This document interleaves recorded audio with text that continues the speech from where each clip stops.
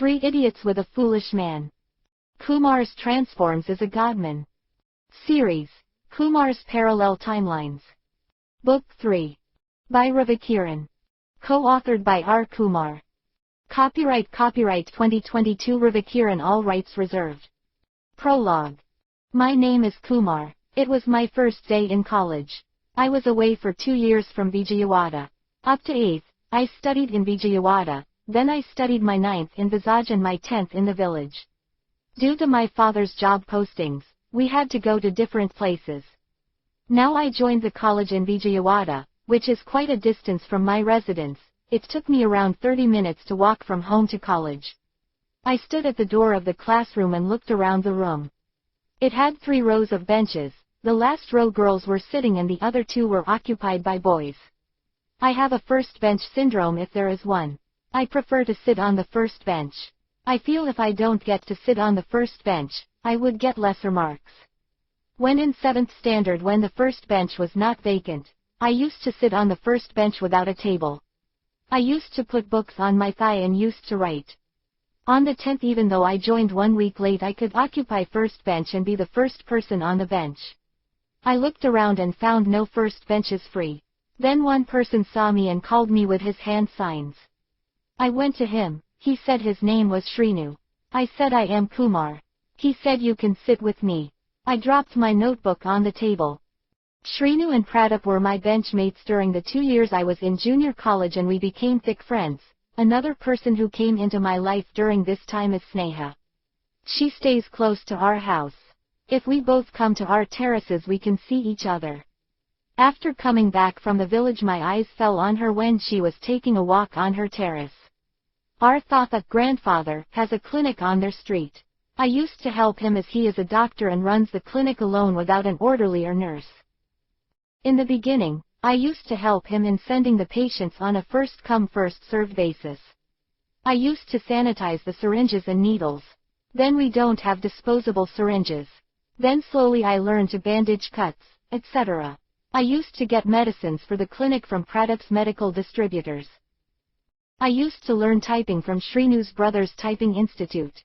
Once Sneha came to our clinic as she was suffering from a fever. From that time, we had become acquaintances.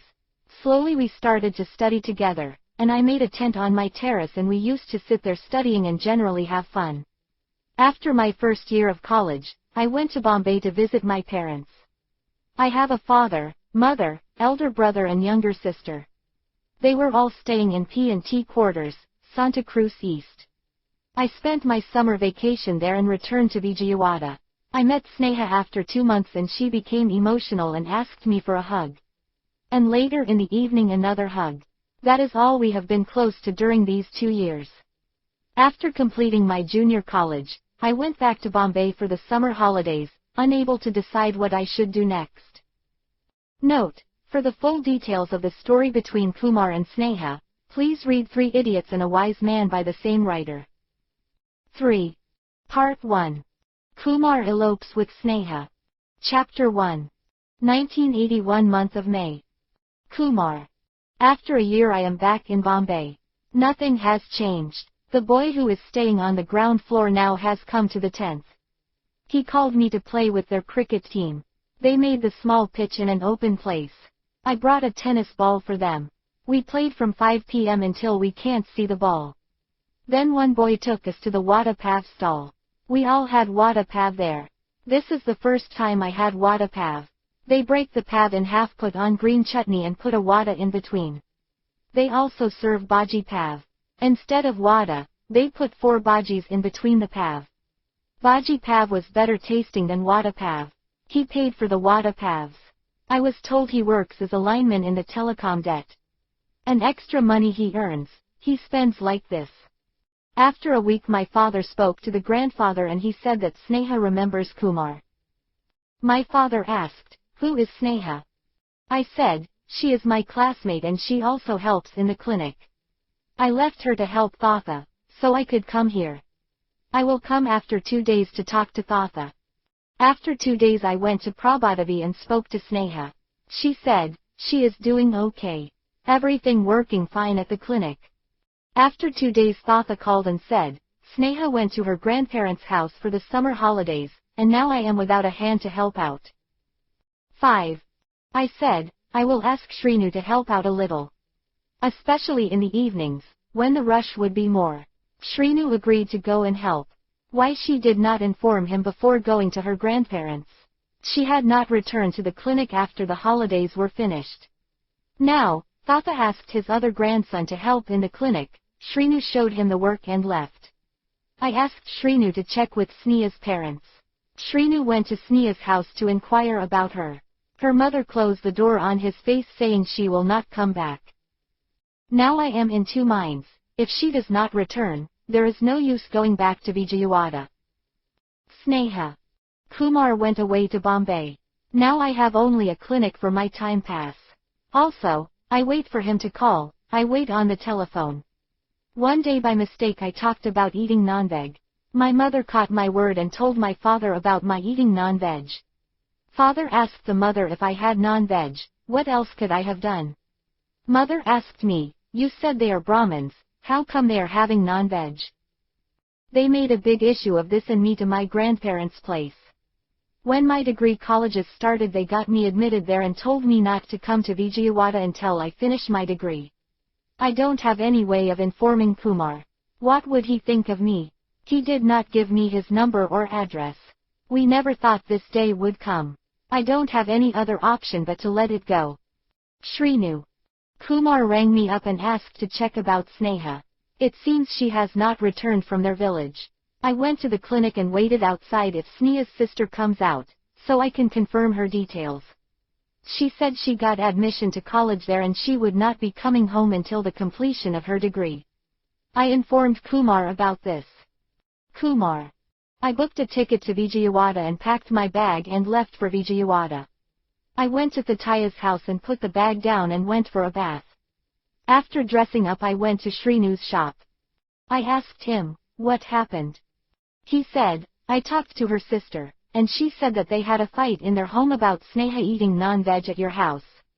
And they sent her to the village where her both grandparents stay. It is near Nellore. I asked him, how did you find all this information? He said, I thought you did not know, they were from our caste. Sneha were relatives of Jamuna. I came to know recently when we met at a function, where Sneha's parents were guests. I said, oh, okay, what should I do? 7. He said, what you will do, forget her. I said, I want to see her at least one time. He asked, how will you go there? Do you have money? I said, I saved some money to buy books when I was in Bombay. I did not buy books this time.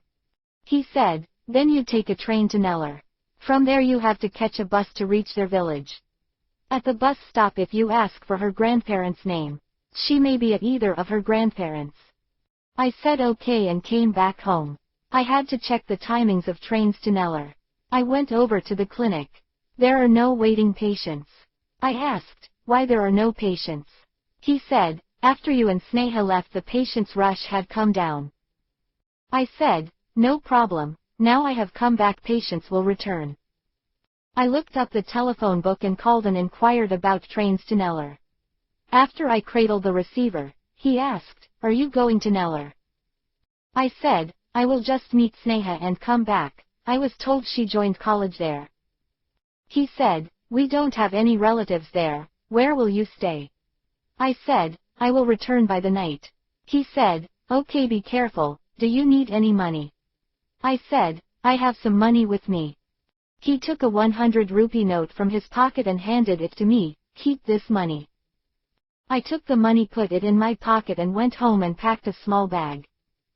The next morning, I got up early, had a bath and went to the railway station by a walk. I took a ticket to Nellore and when the train came went and sat down on an empty seat. After 4 hours the train reached the Nellore station. I inquired where is the bus stop and went over there by a walk. I sat on the bus going towards Sneha's village. After 1 hour the conductor called the village name. I got down and looked around. There is a pawn shop nearby. The following conversation went on in Telugu. I went and asked him, where is Paramdamaya's house? He asked, what is your relation to him? I said, he is my grandfather. If he is Sneha's grandfather, he would be my grandfather. He asked, paternal or maternal? He is Sneha's maternal grandfather, so I told him, paternal grandfather. Then he said, he does not have any sons, as if accusing me of lying. I said, he is a paternal grandfather in relation to me, I did not say he is my paternal grandfather. He asked, so what is your relation to him? I said, his daughter's husband is my mother's cousin brother. He asked, so, his daughter is your aunt? 9. I said, yes. He asked, so why are you going there? I said, I have some business with him. It is getting very hot standing there and talking to him made me thirsty. I told him to give me goli soda. It is called so because it has a marble goli inside the bottle preventing gas from escaping. One has to push the marble inside to drink the soda from it. There is a technique to drinking soda. There is a nook in the bottle mouth, which you have to hold downwards to stop the marble from stopping the opening. He gave me a soda. I picked a stopper from the counter, hit the marble and it went inside and drank from the bottle. I gave him 5 paise. Then he gave me instructions on how to go to their house. I followed his instructions and had to confirm the way with a passerby. At last, I reached her house. I looked for her on the veranda. She was not found. Her colleges have not yet started, where she would be. I went to the back of the house. I looked over the parapet wall. She was sitting on the back veranda holding her face in her hand. She seemed sad. I called softly, Sneha. She did not look at me. I shouted, Sneha, and then she looked at my side. But as someone is coming from inside the house, I ducked. I heard a woman's voice asking her, who is calling you? She said, I am trying my name with different voices, see, and shouted Sneha in a male voice. She told her, don't shout, and went away. I raised my head slowly and looked at her. She put her finger on her mouth so as don't make any sound and came to the wall. She said, come with me, and opened a small door and came out. She caught my hand and took me to the nearby fields. We sat behind a mound of grass and she asked, how come you are here? I said, I came to see you. She said, if anyone sees you, they will not let you live. I said, I don't care, without you my life is useless. She said, don't talk like that.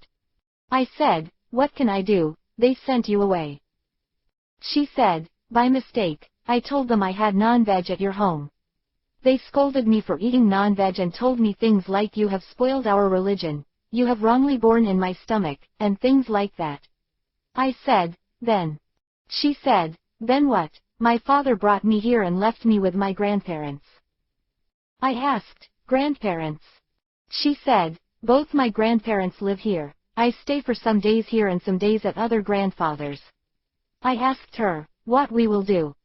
She said sadly, what can we do? Live our lives like this only. I said boldly, let us elope. 11. She looked scared, what are you talking about? They will send people behind you and they will kill you and bring me back. Then there was a sound behind me and I got up.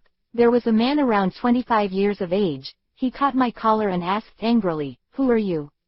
Why are you talking with Sneha? I said with my head held high, I am Kumar, her classmate. He said sarcastically, oh, it is you who fed her non-veg. I said mockingly, I did not feed her, she ate herself. He got enraged with my words, now you are talking back also, and he hit me on my ear. I fell sideways on the grass heap and then on the muddy earth. There was a saying eating mud. When I came back to conscience, I was on a running train and my mouth felt like I have eaten mud. I looked around and chose a man and asked him where am I? He looked at me like an ignorant lad, on a train going to Vijayawada. I said, thank God, at least they put me on the correct train. I looked in my pocket and there is a ticket for Nellore to Vijayawada. So considerate of them to buy me ticket also. I know if I return there they will not put me on a train, they will put me on a ghost train. I sat silently bearing the ringing in my ear. When the train reached Vijayawada, I got down and walked to my house. Asterisk asterisk asterisk asterisk. From the slap I received, something must have moved in my brain, I went to Chinnathatha's grandfather's younger brother, shop and asked him, "Give me a job." He jokingly said, "What will you do? Make home deliveries." I proudly said, "I will do that." He thought a moment and said, "Normally we don't do home deliveries, but some people were asking for home deliveries, will you do that?" I said without hesitation, "I will do anything." He asked, "But what about your studies?" I said, "I want to earn money." He asked, "By making deliveries?" I said, "I will do anything to earn money, I want to be a millionaire." He said, "Okay, you are going in the right direction, to earn that much you have to start small. Come and sit here, if there are any calls, you take the delivery." When the tea fellow came he ordered tea for all. I also had tea and waited. When one of the clerks at the shop went for lunch, I filled his place and packed the products and helped the other clerk. I spent the whole day helping the clerks. 13. At first, as I was the grandchild of their boss, they did not tell me any work. I took initiative and helped them. One person even told me, "You are the owner's grandkid, what is the need for doing this work?" I did not hear anything from them and adamantly sat there helping them. When Chinnathatha wants to go for lunch, he let me sit at the cash counter, which means he has trust in me. He knows my father and he has faith in our family. So, the day went like this. When he closed the shop and he collected the cash from the counter, I accompanied him to his house on a rickshaw. I walked back home from his house. When I reached home, Amma asked, "Where did you go away?" I said, "I went to Chinnathatha's shop asking for a job." Amma said, "What is the need for the job? Your age is for studying." I said, "I want to earn money, I want 1,000,000 rupees." Amma asked, "What will you do with 1,000,000 rupees?" I said, "I will marry Sneha." Amma said, "All this to marry Sneha?" She laughed and let it. When Thataya came to have dinner, she said jokingly, "He wants to earn 1,000,000 rupees to marry Sneha, so he went to your brother's shop asking for a job." Thataya said, "I didn't have 1,000,000 rupees with me, otherwise I would have given you. At least you wanted to do a job to earn that money." I said proudly, "I want to earn that money, not steal or do anything illegal." In the morning I got up and readied and went to Chinnathatha's house. He took me to the bank with him and showed me how to deposit the money in the bank. Chinnathatha said, "Now you are here to help me out, you bring the collections up to the evening and put it in the bank. We will have less cash to carry home in the night." I said, "Okay, I will do that." We went to the shop and I tried to help them as much as possible. It is around 2 p.m. I got up and said, "I will go home and have lunch and come." Chinnathatha said, "After you have lunch, go and deliver these items to the house near our house, with a big gate. You must have seen that house. You tell the watchman, these you have brought for Nimisha madam. He will let you inside." I said, "Okay," picked up the items and put them in a bag and left for the house to have lunch. After lunch, I picked up the bag. Amma asked, "What is in that bag?" I said, "Some item for delivery." 15. Amma said, "Now he is making you do deliveries also." I nodded my head and walked toward his house. On the way, a little up on the hill was the house with a big gate. Only people with cars have such big gates. I stood before the gate and knocked on the gate.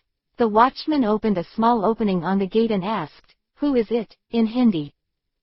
I said in my broken Hindi, "I brought some items for Nimisha madam." He opened the gate and said, "She told him to expect a parcel, go inside." I entered the house. On a sofa, a lady of around 20 or 22 is sitting, with a magazine in her hand. I called from the door, "Madam." She looked up and admonished me by saying, "Don't call me madam, I feel like someone else, call me Nimisha, better call me Nimo." I said, "Okay, madam." She said angrily, "You are calling me again madam." I stammered, "Sorry madam, sorry Nimo." She said, "That is better," and asked how come you are here. I said, "I came to deliver these items." She said, "Oh, Thataya sent you. Okay, put them here. What will you have?" I said, "Nothing madam, Nimo." She said, I am going to have a cup of tea, will you have one? I am not the type to reject tea, I nodded my head.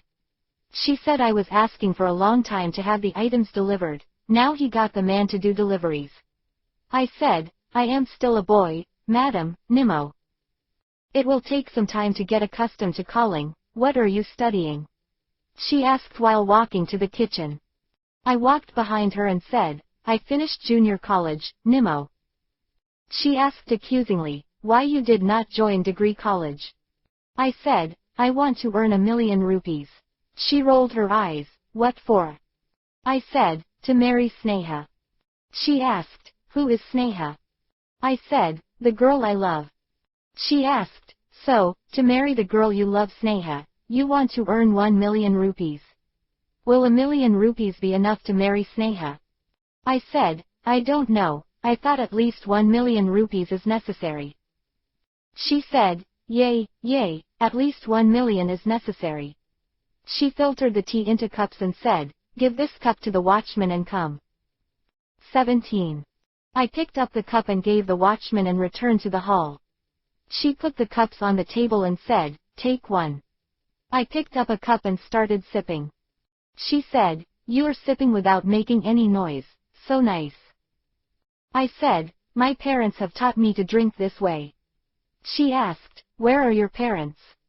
I said, they are in Bombay. She asked, if they are in Bombay, what are you doing here? I said, I stayed back to do my junior college.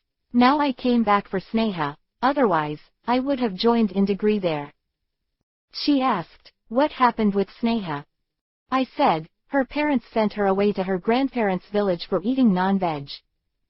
She asked, so, they should not eat non-veg.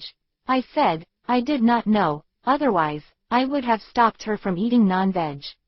Now they send her away and I can't meet her. She said, for that, you stopped your studies and want to earn money by doing deliveries. If you study, you can earn more than 1,000,000 rupees, go and join college.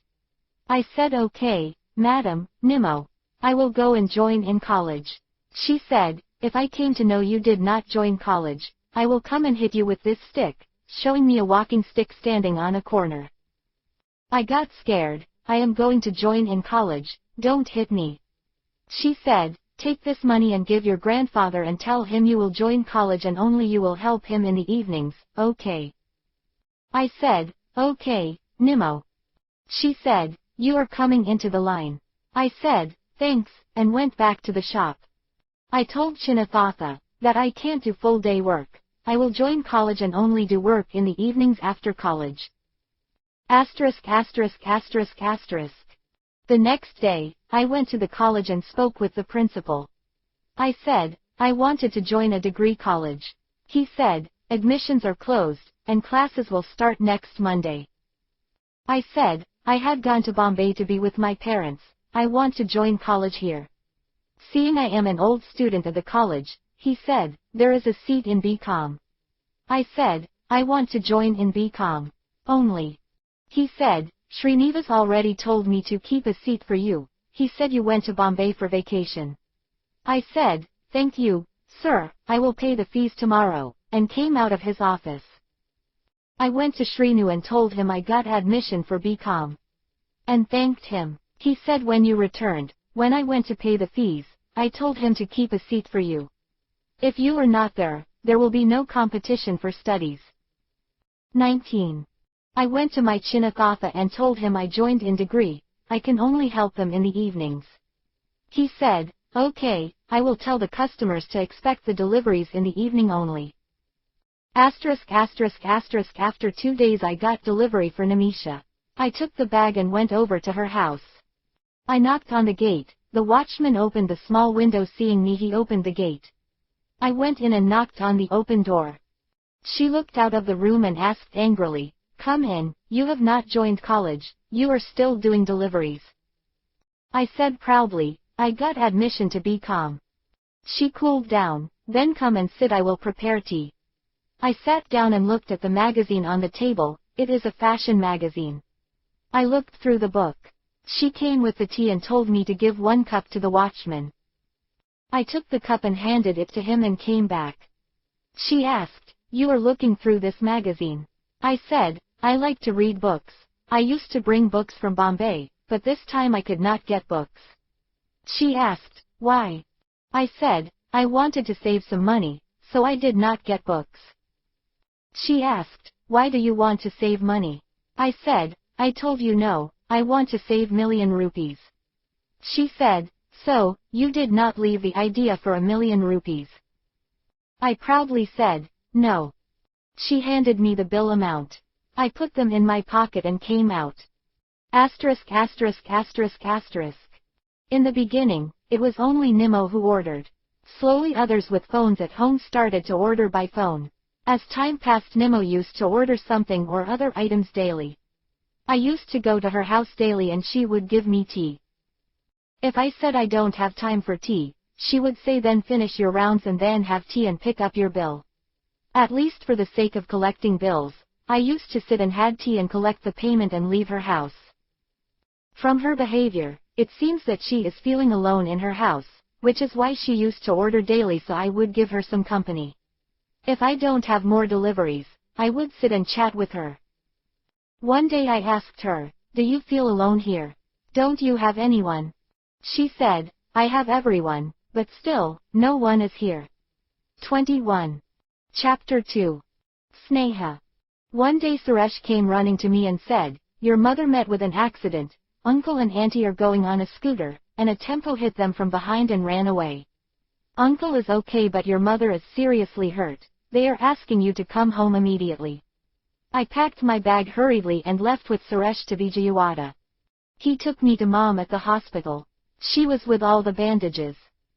Seeing me she started crying. "I thought I will keep you away from Vijayawada, but fate keeping me away now. I will not live long. I am sorry for whatever I did." I said, "Don't talk like that, nothing will happen to you. Now I have come back, so you will recover fully." Hearing my words, she drifted off to sleep with help of medicines. I thought she asked for forgiveness, that is enough for me.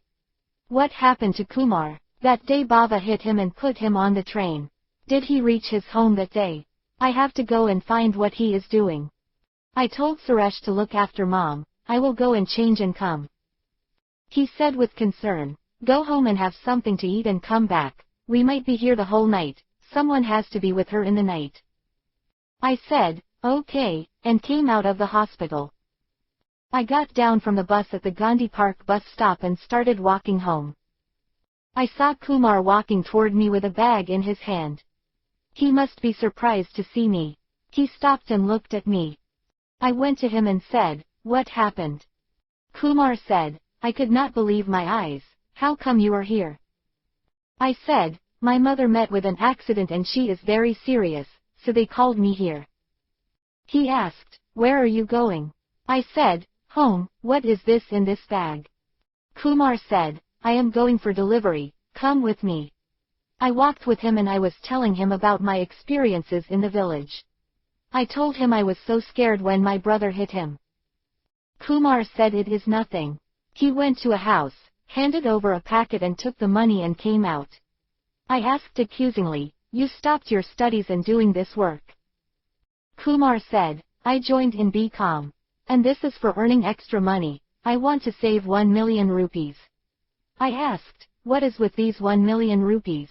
Kumar told me, "I wanted to earn that and throw the money on your father's face, and ask for your hand." 23. I could not contain my laugh and said, "You want to throw money on my father's face and ask for my hand?" Kumar said proudly, "Yes, that's why I am doing this work while studying." While walking we came to a big gated bungalow. Our parents said never to go near that bungalow. When I asked why I should not go there, are there ghosts there? They said yes. I asked, "Kumar, why are going in there? Aren't you scared of ghosts?" He laughed and said, "Who told you there are ghosts in there? Come with me, I will show you." I was reluctant to go inside, but being with Kumar I can do anything. Kumar knocked on the gate and a watchman looked through a hole and opened the gate. Kumar said, "See, there is a watchman too." We went inside directly without knocking on the door. He put the bag on a table in front of the sofa and called Nemo. One lady looked through a door and said, "Coming." Nimmo came after 2 minutes when she came over and looked at me questioningly. Kumar said, "This is Sneha, I was telling you." Nimmo asked, "How come you are here?" I said, "My mother met with an accident and my brother brought me here." Nimmo asked, "What are you gonna do?" Kumar said, "I don't know." Nimmo asked, "You want to run away from home?" Kumar asked, "Where would I go?" Nimmo said, "I know someone will give you work and you will be away from all these people. You go and get some clothes and whatever money you saved, and I will tell you how to go there." I showed the bag in my hand and said, "I have my clothes with me."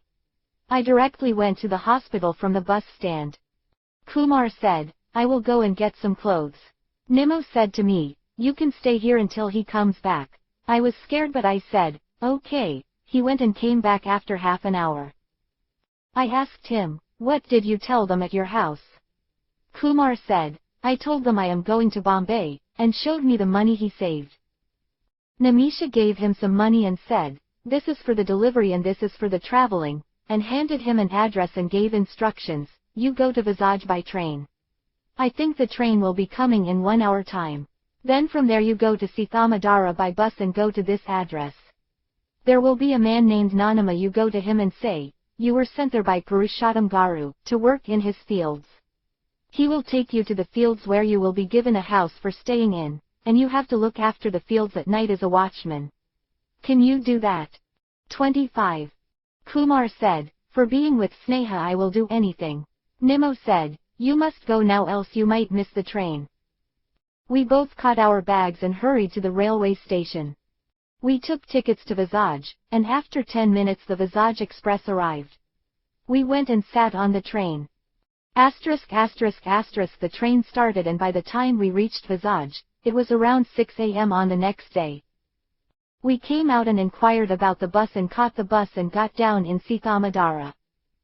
We inquired about the address and when we said the name Nanama, he said, "The milkman, you go straight and turn right and you can't miss the buffaloes." We reached the Nanama place and inquired about him. Someone pointed him out. "He is fat and short with a big stomach." We went and told him we were sent by Purushottam Garu for a job in the fields. He looked at us and asked, "Are you husband and wife?" I showed him the Mongol Sutra with a yellow thread and said, "Yes." Kumar whispered, "Where did you get that?" I said, "Shish." Nanama said, "Come and have breakfast, we will go there after half an hour." When we were having breakfast Kumar asked, "Where did you get that?" I said, "I flicked it off on the train." Kumar asked angrily, "You stole that?" I said soothingly, "We needed that to get the job, don't you understand that?" How did he not say anything when I showed him this? Seeing someone coming, Kumar kept quiet. Kumar. After 1 hour he took us by bus to a village which took us more than 2 hours. We got off the bus. There is nothing around, only a road and fields. He took us on the walk to his fields. It must have taken us more than half an hour. There is a small tiled house at the edge of the fields. He took us there and opened the lock with a key with him. There is a room and a kitchen there. We put our bags aside. There is a woven cot in the corner. He put it on the floor and put some bed sheets, blankets, and pillows. He said, "You seem to have come with only clothes." I said, "For marrying her our families throw us out." He asked, "Is it a love marriage?" I said yes. He gave us instructions on how to look after fields.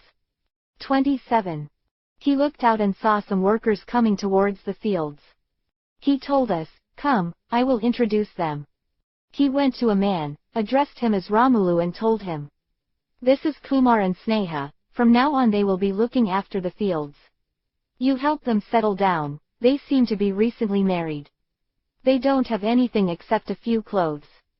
Ramulu said, "We will provide what they need."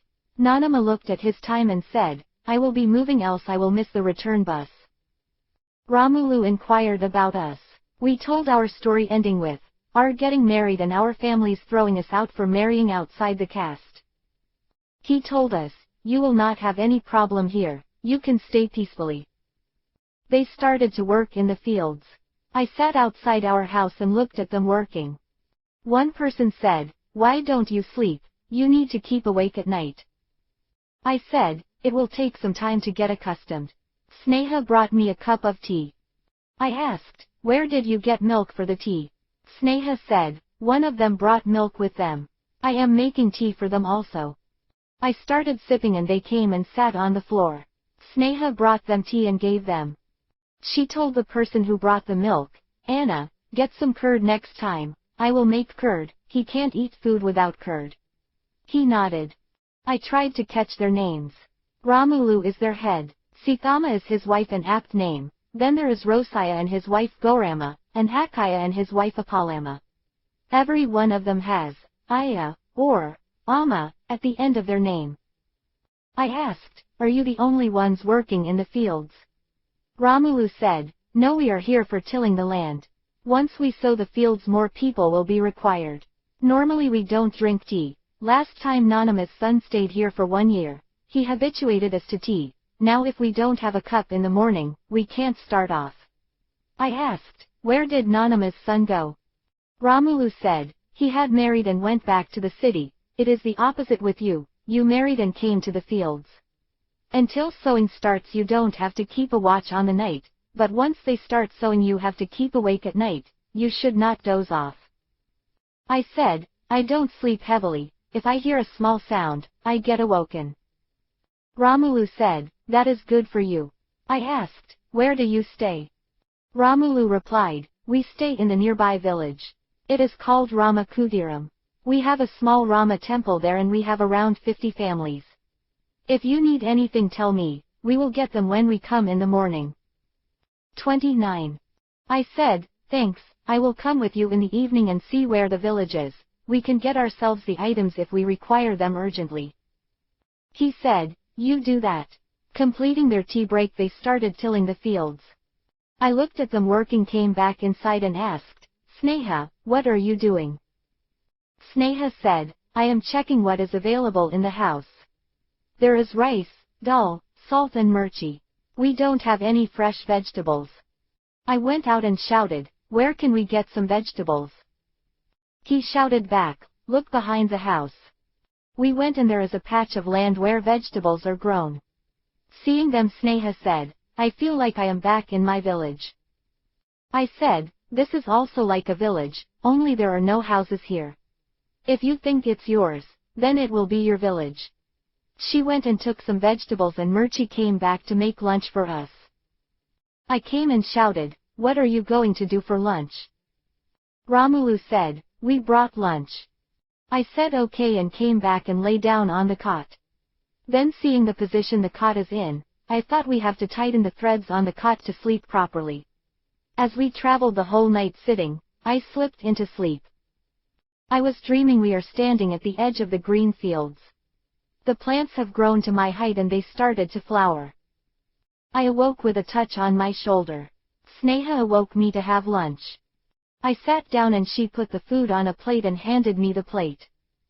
I sat there and had my lunch. It was all a new experience for me. I looked at Sneha after working in the kitchen. She is perspiring. I finished lunch and put the plate in the kitchen, washed my hands and came back to the room. I said, you must be having trouble cooking. Sneha said, what is the problem with cooking? I used to do cooking in the village, and my grandmother used to make me do all the cooking. Here it is better, I can do the cooking for you. My grandmother used to say, a girl has to learn cooking, otherwise, what will she do when she marries and goes to her in-laws' place? Now it has come for use for me here. I kissed her on the cheeks and came out looking at them working. They stopped the work and came and sat on our veranda. They removed their boxes and started to eat. I asked, where do we get drinking water? He said, start the bore and fill the water. Now the water is not needed, otherwise, except at the time of rain, we 31 would be running the bore when there is power. Before starting, check if the power is there or not. There are 2 lines of power here. One is for the bore and one is for the house. House current would be 24 hours, but the bore only works for 6 to 8 hours. Keep the timings in mind when you want to run the bore. I said, I had to learn a lot to stay here. He said, it is nothing for a person like you, who has studied in the city. How much have you studied? I said, We both completed inter. He said, that must be good studies. I understood he might not know much about studies.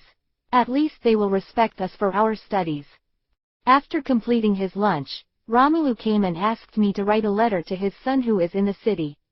I asked, do you have his address? He said, there is a book inside which has all our addresses. I went and searched for the book, found it in a cupboard and brought it out. I asked him, what is your son's name? He said, Lovekush. I said, like Ram's sons. He said, exactly. I searched through the addresses and said, does he also stays at Sithamadara, where Nanama stays? He said, yes. I said, you could have passed the message through Nanama. He said, they both had a fight on a trivial matter and they don't speak with each other. I asked, whose lands are these, Nanama's? He said, no, it's Zamindar Purushottam's lands. Nanama is only a caretaker with the Zamindar. I said, oh, okay. So, what is Nimo's relation to Purushottam? Why did she use his name for us to get this work? Does she know there is a place available for us? Whatever it may be, we can hide out here for the rest of our lives away from Sneha's grandparents. I feel that if Sneha is with me, I can live the rest of my life here with her. I wrote him a letter from what he dictated, wrote the address, and gave it back to him. Romulu said, I will post it in the post box in our village. I asked him, is there a post office in your village?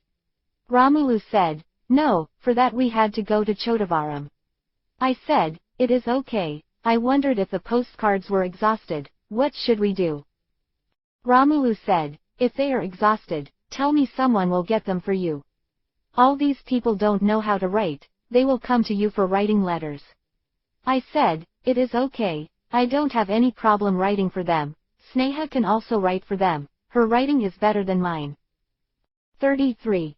After they all left for work, I looked inside, Sneha is sleeping on the cot. I came out and sat on the veranda looking at them working. Shrinu. Kumar's grandfather came to our typing institute looking for me. I was practicing typing and he came and asked my brother, is Shrinu here? He knows me as Kumar's friend and I went and helped him in the clinic when Kumar went to Bombay and Sneha was taken to her village. I asked him, Thataya, what happened? He said, I am looking for Kumar. He said he is going to Bombay and put some clothes in a bag and went away. When his father called me, and I asked him how is Kumar, he said he never turned up there, where he could have gone. I said, I don't have an idea, he did not come to the college for the last 2 days. I assumed he is working or something. I will check if Sneha came or not. As it was on his way I took him with me to Sneha's house on our rickshaw. I got down and went to her house and knocked on their door. Sneha's sister opened the door. She asked me, where is my sister? I was taken aback and asked, isn't she in your village? She said, my parents have met with an accident and my mother is seriously ill and she is in hospital, so Suresh Anna brought her here. She told him she is going home to change and disappeared. I said, sorry about your mother, and came down to the rickshaw. I told Kumar's grandfather, Sneha came back from the village and she is also missing. Do you think they ran away together? He said, where will they run away, they can only go to Bombay. Did they have enough money to go there? Let us go to the clinic and see. I told the rickshawala to take us to the clinic a little further down the lane. We got down and he unlocked the door and he went and called his younger brother where Kumar was working. He asked about Kumar and told him that Kumar has not come home. He told your Vadina, sister-in-law, he is going to Bombay and he had not gone there either. He cut the call and said, he is checking where he has gone for deliveries before disappearing. The phone rang again, he said spoke and cut the call. He said, my brother says he has gone to the bungalow on the way to his house for delivery. Let us go and check there. We went to the bungalow indicated by him. I knocked on the gate, and a watchman opened a small window and asked, who is it? 35. I said, I came for Kumar, I understand he came here for delivery 2 days back. The watchman said, he had come with a girl and he spoke with madam and they both went away.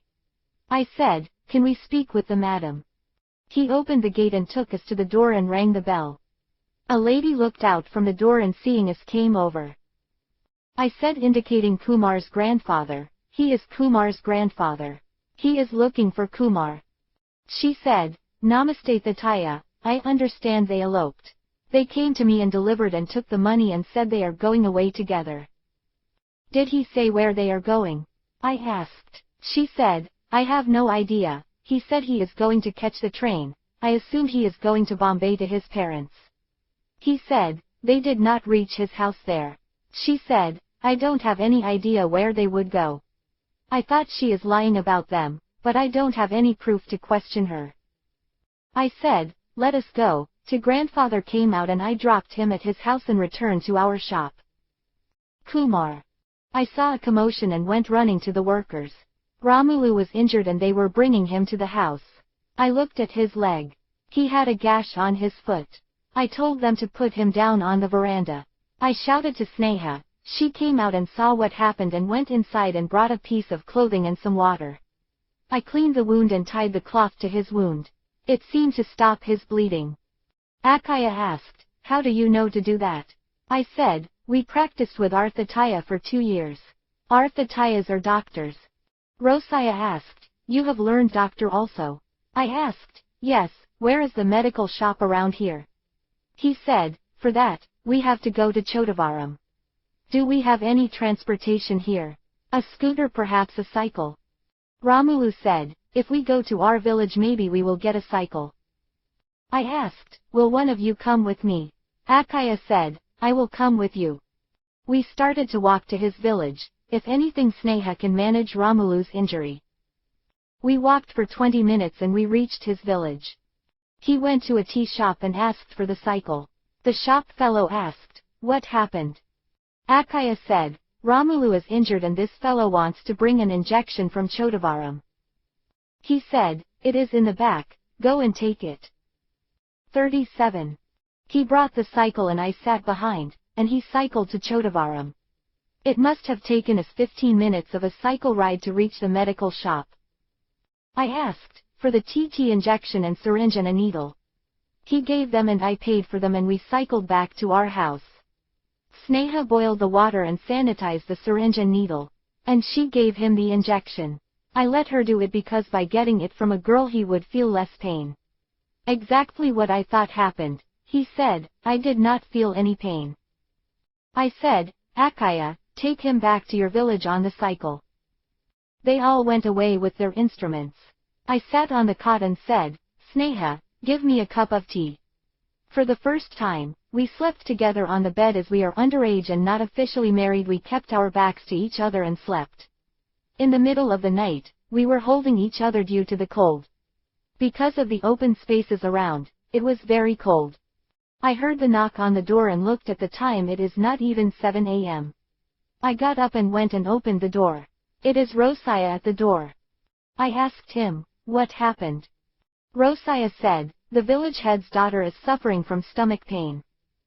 When he said daughter, I thought Sneha should be present and we went together with him on a walk. He took us to a tiled house like us but a much bigger one. We went and they guided us to her room. I said, "Sneha, check where she is having the pain." She checked and asked the girl's mother, "Is she matured?" The girl's mother replied, "No." Sneha said, she could be about to mature, and said to me, "Get some painkillers." I wrote the medicine on a piece of paper and told Rosaya to send someone to get it from Chodavaram medical shop. I went to the village head and told him, "Nothing to worry about, she is about to mature." He asked, "Then, why the pain?" I said, "Some girls get pains during their periods. She is about to start to get periods." He said happily, "It is time for functions," and ordered to make room for her to be placed in a separate room. When Rosaya brought medicine and Sneha gave her one and told her to take one after 6 hours if her pain persists. We came back to take leave and he asked me my name. I said, "I am Kumar and she is Sneha, my wife." He said, "My name is Balaya," and asked, "Do you practice medicine?" I said, "We both helped my Thataya with his clinic and learned from him." Balaya asked, So, you know what medicine to give for what ailment. 39. I said, I certainly know for common ailments, we could not do surgeries and things like that. Balea asked, what are you doing in the fields? I said, I was put to look after the fields at the night as a watchman. Balea said, you seem to be a knowledgeable person. Why did you come to do this job? I said, when I married Sneha against our parents' wishes, they threw us out of the house and someone sent us here to lay low for some time. Balea thought for some time, and said, in the daytime, you spend your time here. If anyone has any problem they will come to you. Then you can be back at your house at the night. I said, I don't have any problem. He asked, what age are you? I said, 19, 2 years more than my actual age. I wanted to say 21 but decided against it. So, this way my journey as a village doctor started. I went with Rosiah and brought some common medicines, which I used to get from my grandfather. Then some cotton and gauge for treating cuts and bruises. Balea gave me a small cupboard to place the medicines. He arranged for a table and some chairs and benches for the people to sit on his veranda. I said, I will have a bath and come. He showed me a cycle and said, you can use the cycle for your transportation. You need it for going home, sometimes people come to take you to their homes. You may also need to get medicines from Chodavaram.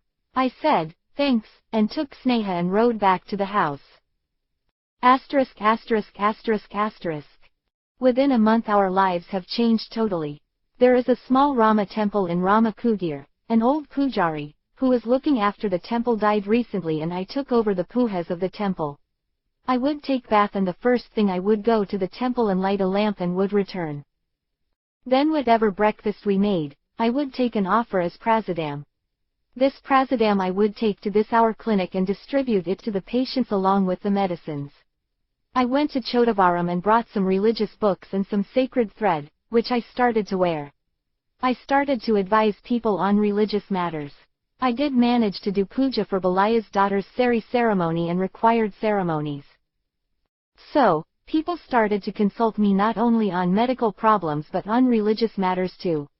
I used to read those books with my Thataya, so I remember some things. Then as I am sitting in their house, I used to advise Balea on other matters but discreetly. Even if anyone asks about problems other than medical or religious, I used to refer them to Balea, saying he only should decide on those matters. 41. This brought me some more goodwill with Balea and he used to consult me on these matters but discreetly, then later on he would ask me my opinion openly. So, in a year, I had become his right-hand man. This year on a cold night, we had our first night and from that day we started to live as husband and wife. People from Rama Kudir started to call her for their house functions, what they would call her, Amma, or the mother of the village. I started to act like a Brahmin and would put red and white colored lines on my forehead indicating a Vaishnava Brahmin. I may not have read Vedas but I was born into a family of both vegetarians and non-vegetarians. After coming here, we did not touch non-veg and became Brahmins by practice. When the Rama Navami came, we brought small statues of Rama, Laxman, Sita and Hanuman and performed Rama and Sita's marriage in Balaya's courtyard. We had storytelling at night at the mandap where the statues were kept. I told them, in short, the story of Ramayana. They must have heard them from their forefathers, but I told the story differently, why they should follow in his footsteps. Then next day we took the statues to Rama's temple and put them there. Now Rama was not alone, he had his family for company. Every Saturday I would give them abhishekam, a kind of bath to them. Then I would dress them up and people would come to have darshan on that day.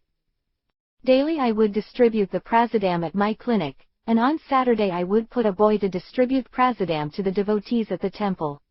It has become a ritual for Rama Kudir villagers to have a bath on Saturday and come and visit the temple. It has been rumored all around the villages that if they come and visit the temple on a Saturday their wants are fulfilled. One person said after visiting the temple he had got a son, he was without children for 10 years. Then another person got a job in the city, so the stories grew exponentially. From then on every year on Ramanavami we would take out the statues, perform the marriage of Rama and Sita and have a night of storytelling and would return them the next day to the temple. 43. Part 2. Kumar becomes father. Chapter 1. Kumar. Slowly the word reached the ears of Purushottam, that the man he sent had become, all in one, in the village. When he came to Visaj for collecting the money, he called me to his house. He asked me for my details as he could not recollect sending me to Nanama. I told him all the details, truly what happened with us except the non-veg matter with Sneha's family. He thought for a minute and said, as you are doing good for the village and neighboring villages, I don't want to take away their well-wisher. I will go check with Namisha. If I find you told any lies to us, I will not spare you. I said, catching the sacred thread on my body, and said, I would never tell lies. He said, you don't have to look after the fields anymore. I will appoint someone else for that. You can start staying in Ramakutir. I will speak with Balaya about your living quarters. I told him thanks for whatever he had done for me and returned to Ramakutir. We packed our bags and shifted to a house beside Balaya's house. After 6 months of shifting our house, Sneha became pregnant. After another 6 months, she gave me a son and we named him Atul. 45. During all this time we never attempted to contact our families. After Atul is born we decided to tell my family we are safe and living well off.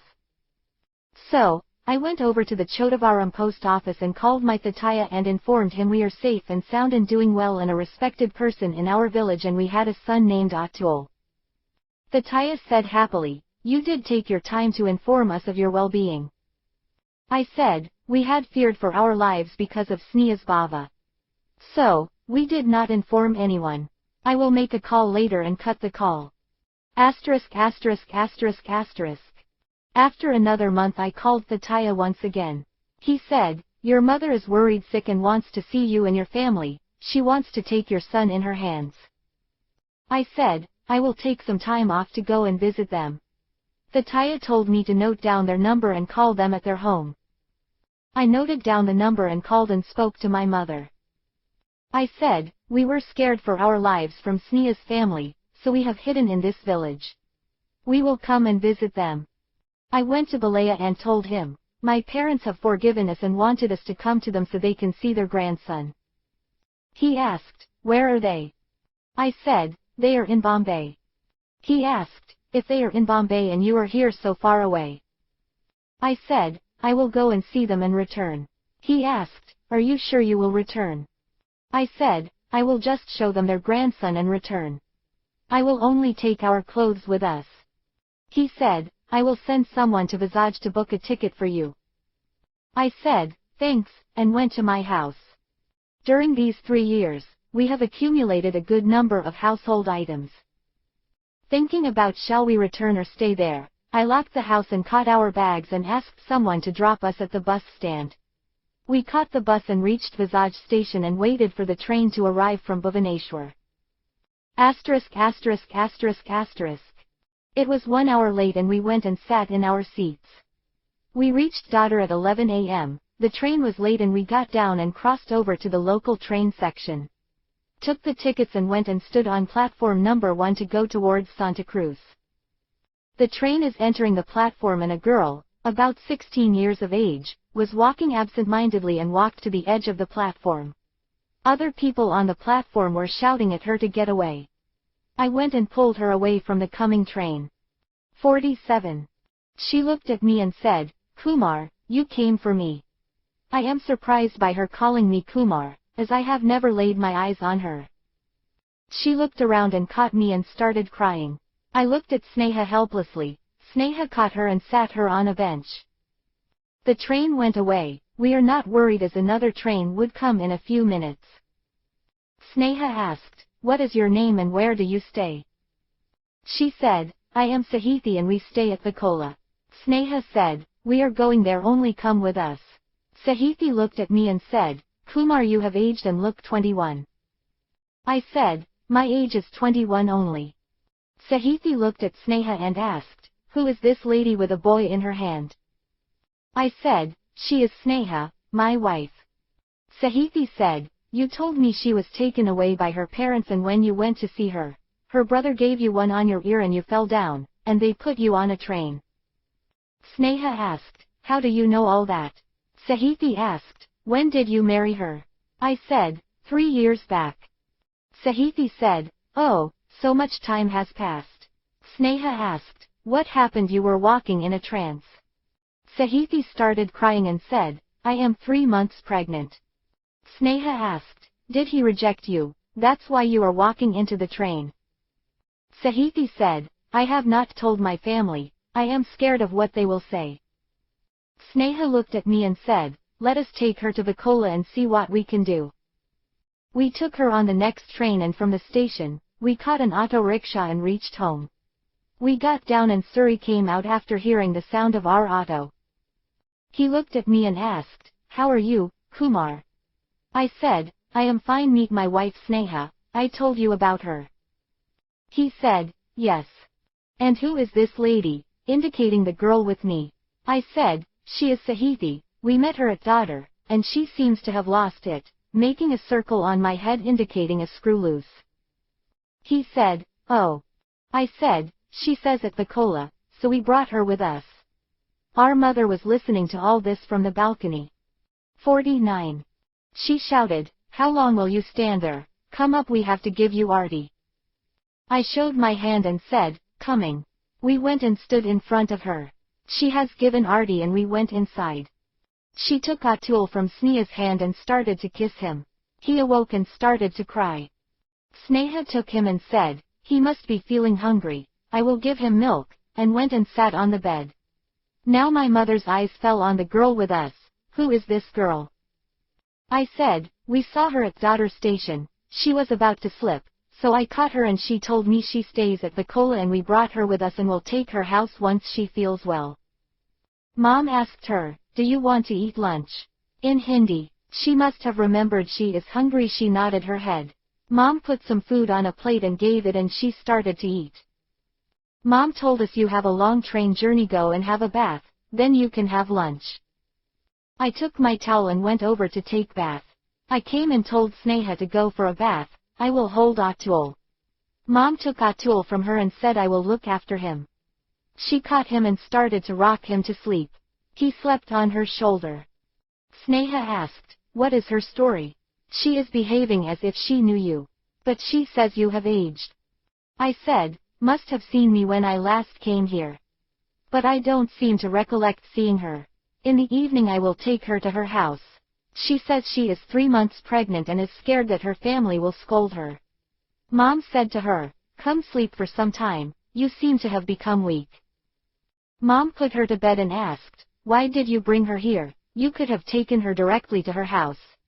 I said, how can I go there first? We want to have a bath first and we are getting hungry, I can't eat anything without taking a bath. Seeing the thread around my body, Mom asked, when did you get the sacred thread? I said, I am the official Purohit of our village. To live in that village, I have transformed into a Brahmin doctor. Now I am next to the village chief there. People greet me with a namaste when I go around Ramakutir. Around 10 villages people come to me for medicines. They say my hand is excellent, any kind of disease will run away from me. She said, so, you got a lot of fame there for yourself. I said, Sneha also got a name there, she is like the village's mother. Everyone calls her first for their functions. She should be the first one to be given turmeric or bindi or fruits. They don't even let their elders get that before Sneha. If she did not attend their 51 function, they treat it as a bad omen and they would be ready to cancel than do the function without her. Sneha came after the bath.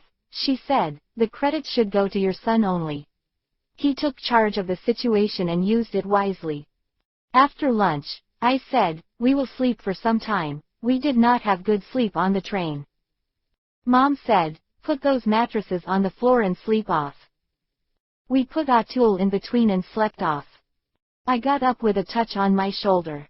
It is the new girl, I forgot her name. I asked her, what is your name? She said, I told you no, Sahithi. I said, okay, Sahithi, what do you want? Sahithi said, you told me you will take me to my home in the evening. I said, when did I tell you? I told my mom. Sahithi said, I heard you saying it, so you told me also. I said okay, I will take you, go and freshen up. If they see you like this they will scold me. Sahithi got up and said, I am getting ready. I thought her childishness has not gone. If I had been here 3 months back she would have convinced me, I was her child's father. I woke Sneha and told her to get ready and we will go and see her parents. I opened the door and said, outside it has cooled down. Sneha.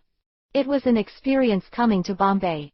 We got off the train and had to walk for 10 minutes to reach another platform. On the way Kumar took tickets. I asked him, we had taken tickets to come here, what are these for? Kumar said, they are for the local train. What is this local train? We came to the platform and stood there. I was holding Atul and Kumar was catching our luggage. He put the luggage down on the platform and was looking towards the train coming. I looked around, so many people running around. Everywhere it is crowded. I looked at the opposite platform, it is chock-a-block with people. Where did all these people come from? A train was coming from our right side. People have moved back to let the train pass. One girl, possibly 16 years of age, was walking on the edge of the platform. People are shouting for her to get back, but nobody has attempted to pull her back. I saw a streak from the edge of my eyes. It was Kumar who went and pulled back by hugging her. I was about to shout at him for hugging her. But it was the technique that in a split second he could remove her from the path of the train. In the most turn of surprising events, she recognized him and called him Kumar. Another surprise is that she, even 53, knows me and our story. It is apparent she knew him and our story before we even set foot in this city. But the story she was telling, I could not fathom.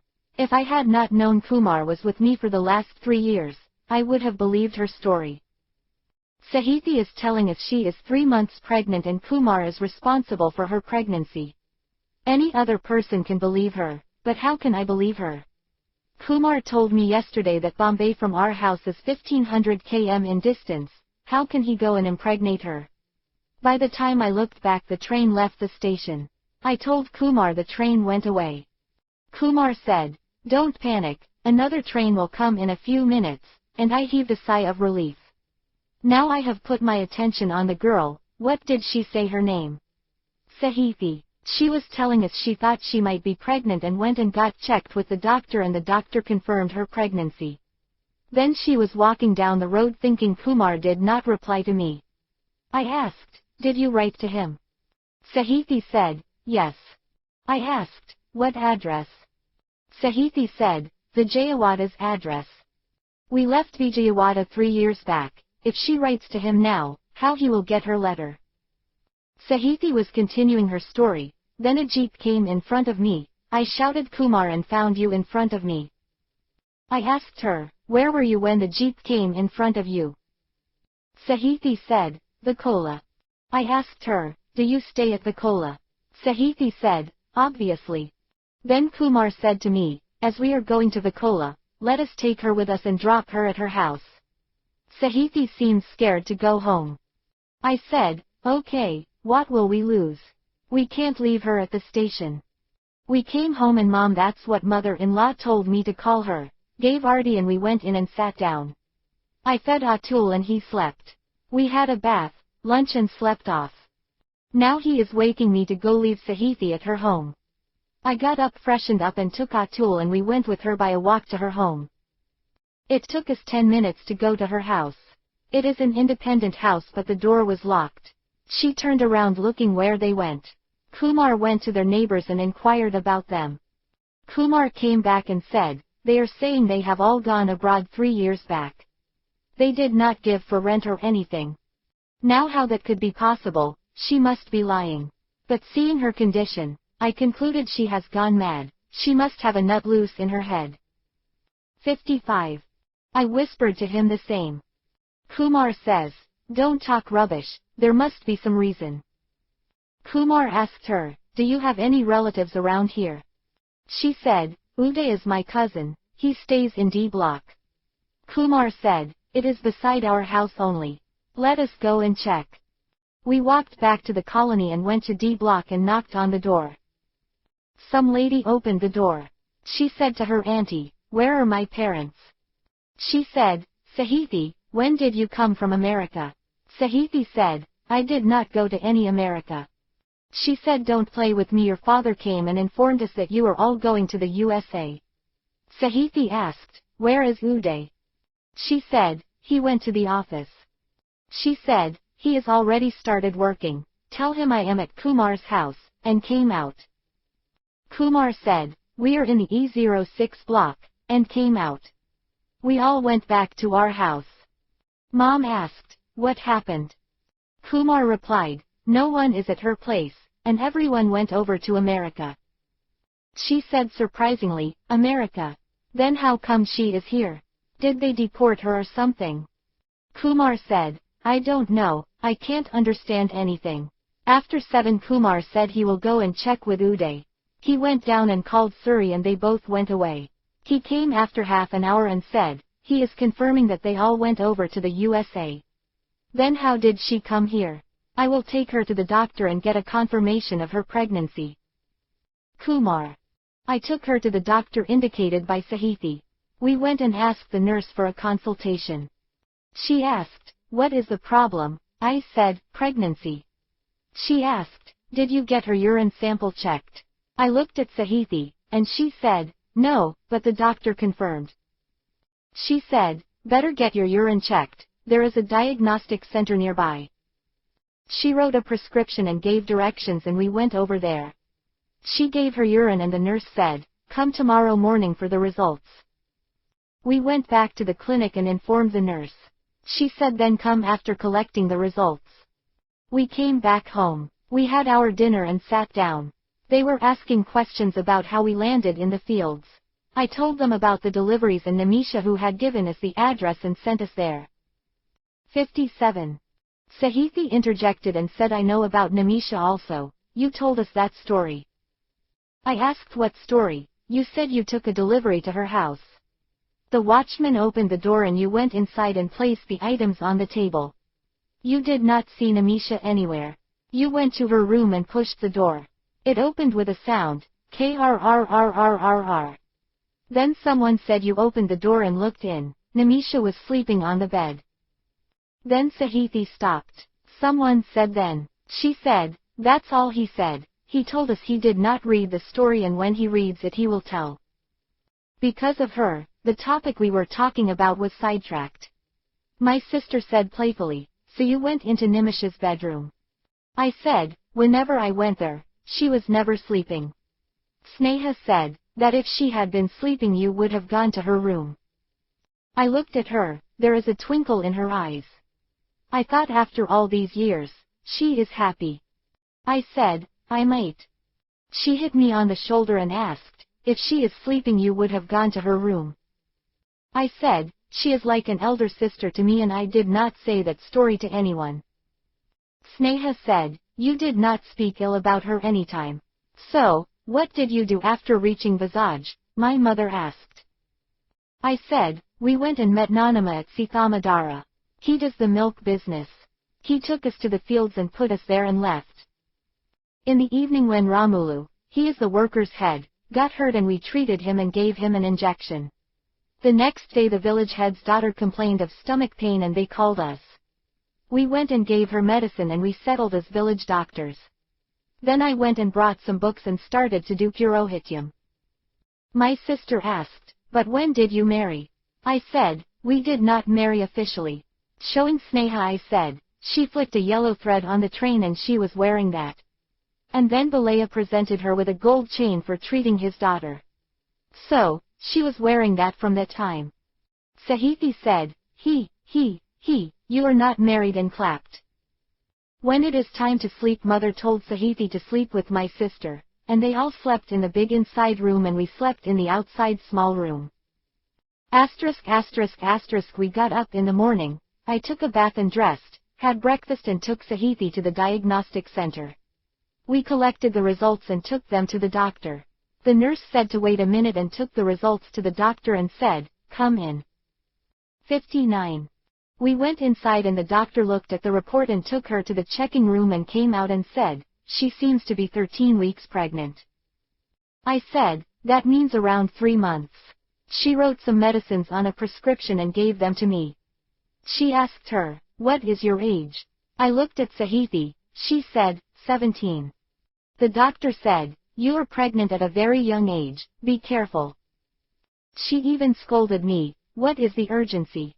As it was normal practice then, she did not say much. After coming out, Sahithi said, "She was not the doctor I consulted." The nurse asked, "What?" Sahithi repeated. The nurse said, "How is that possible? Who did you consult with?" She said, "An older woman." The nurse showed a photo on the wall and asked, "Is she the one you consulted?"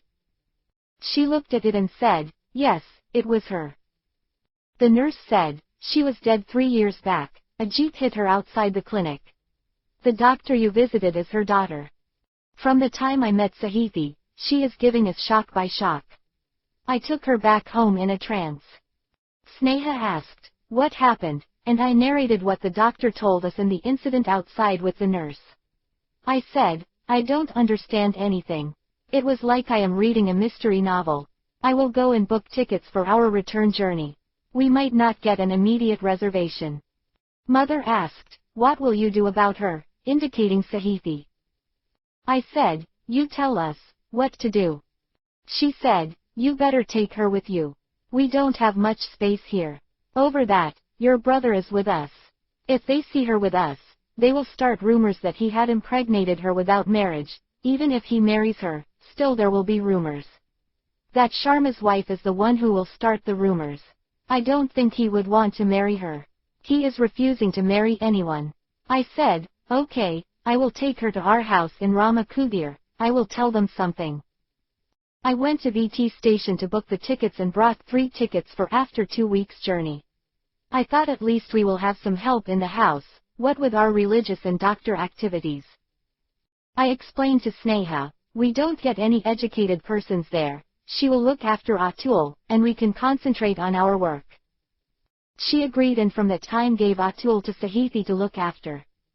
Sahithi also took him to look after as a practice. 61. We sat on the train to go to Visage. At Vijayawada, Shrinu and Pradeep visited us at the station and he handed me some books and said, "My grandfather told me to give you these." I looked at them. There are some religious books and a homeopathy book. I thought it is an alternate way to treat patients. We said goodbye and they went away. We reached Visage, and from there we caught the bus and reached Ramakudir. Nowadays the bus goes through our village. Now I have to inform Balaya about Sahithi.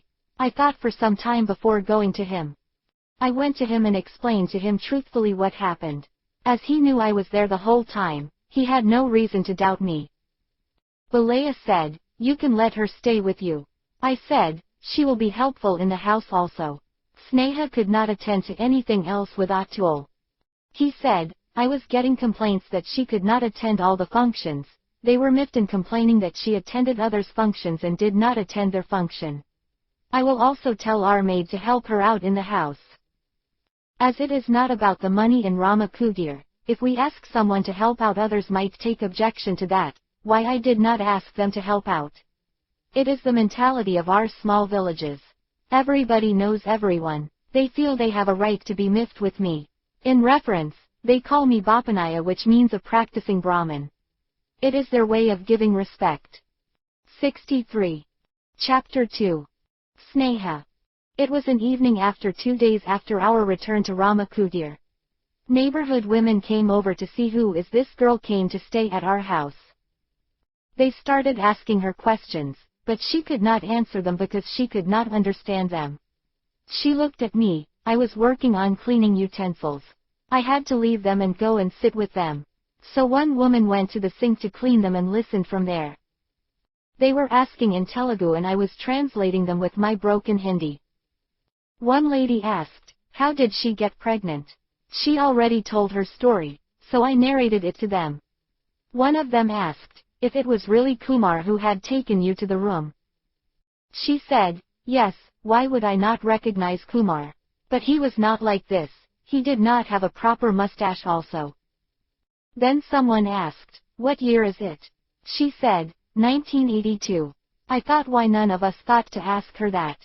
Someone said, "You're still in 1982, this is 1984. Sahithi said, "How is that possible?" I started to think about how is that possible. They asked her to narrate what happened at the clinic. She told them, "I went to check with the doctor, and the doctor informed me that I might be 3 months pregnant. Then I was thinking about what my parents would say if I tell them I am pregnant. Then I was walking on the road absent-mindedly. A jeep was coming fast and it was coming onto me. I thought I could not see my Kumar again. Then I am standing on the railway station platform and Kumar pulled me to safety." I explained to them what she said in Telugu. They started to whisper to each other and got up and gave her a namaste and went away. I was scared of what rumors they would spread about this.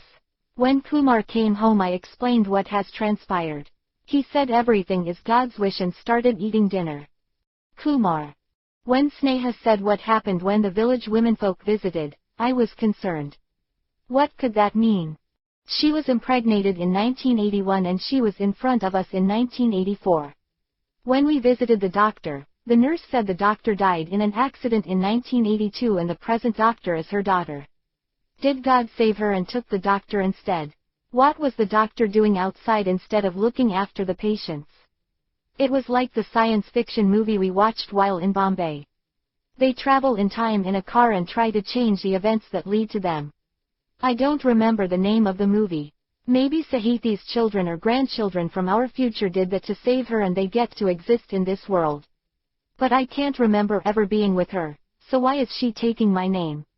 Maybe someone who looks like me came from 65. The future to impregnate her. It's all so confusing. Is it all a plan by the future generation? I slipped off to sleep thinking about this. I got up with a jolt and thought about what had I dreamt about. I was with Sahithi, Suri and one short guy. We made rounds of the Vacola, and we went and sat on the ground behind our colony near the old airport. Then we left Sahithi at her house. The short guy came to me and handed me a key, then we went to her house and she came with us and went to a house and opened the door and entered a flat. Then I woke up with a jolt.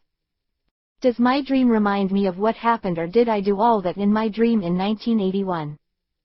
I went to the bathroom and was about to urinate, then I felt a little wet down there. Did that happen in my dream?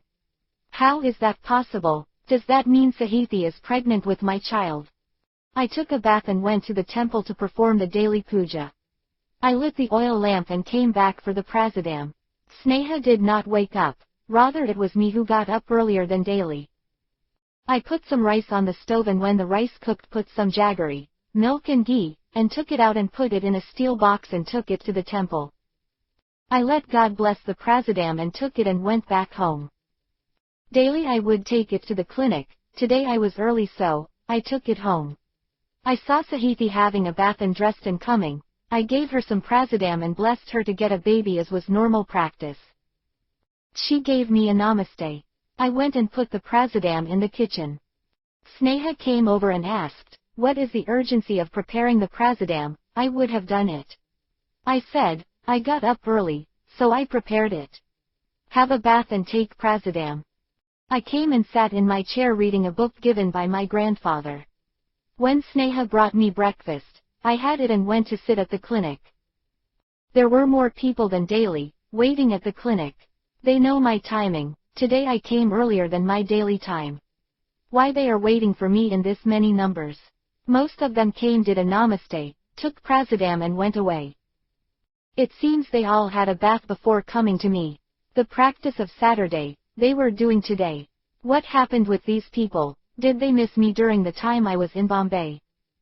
Routinely I was passing on the prasadam and they went on to their work.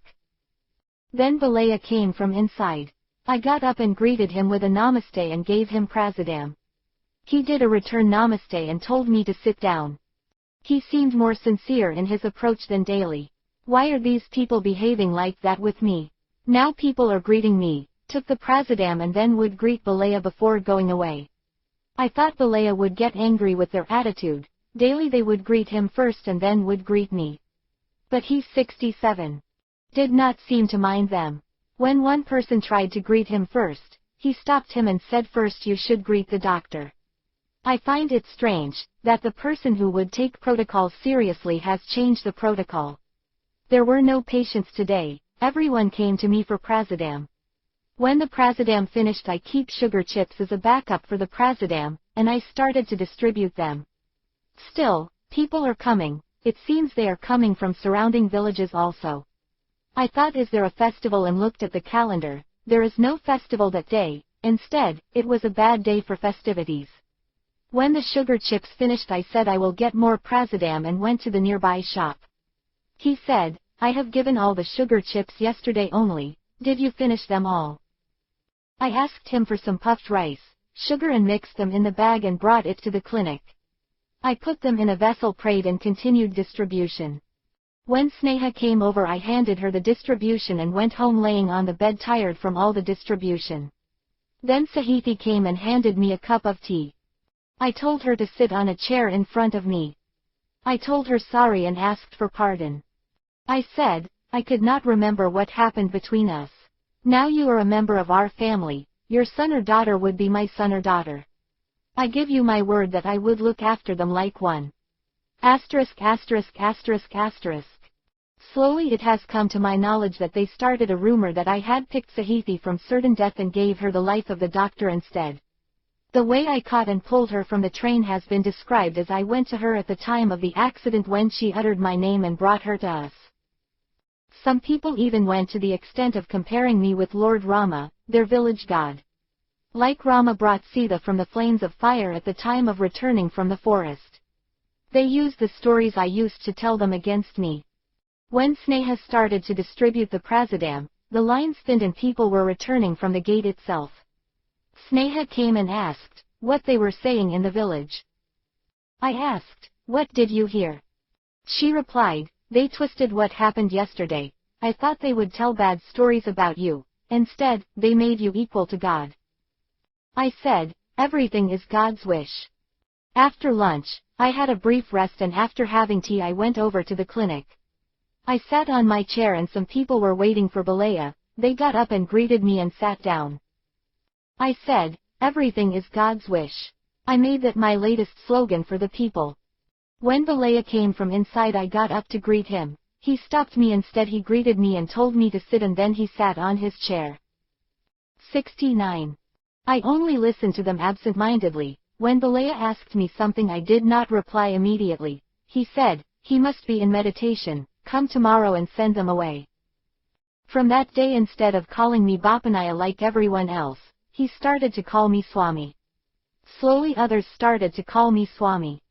Then one day, Zamindar Purushottam called me to come to Visaj. Balaya said, "I will accompany you there." As Purushottam sent his jeep for bringing us there, we went there by jeep. He gave me a chair and asked me to sit. The last time I remembered him talking to me while I was standing. He showed Balaya another chair and they sat down. I asked, "What can I do for you?" Purushottam addressed Balaya and said, "As you knew, I have no children. I was keeping a girl in anticipation of getting a son, but she would not give me any children." I asked, "Who is the girl you are keeping at your house?" Purushottam sent a servant to bring her. To my surprise, it was Namisha.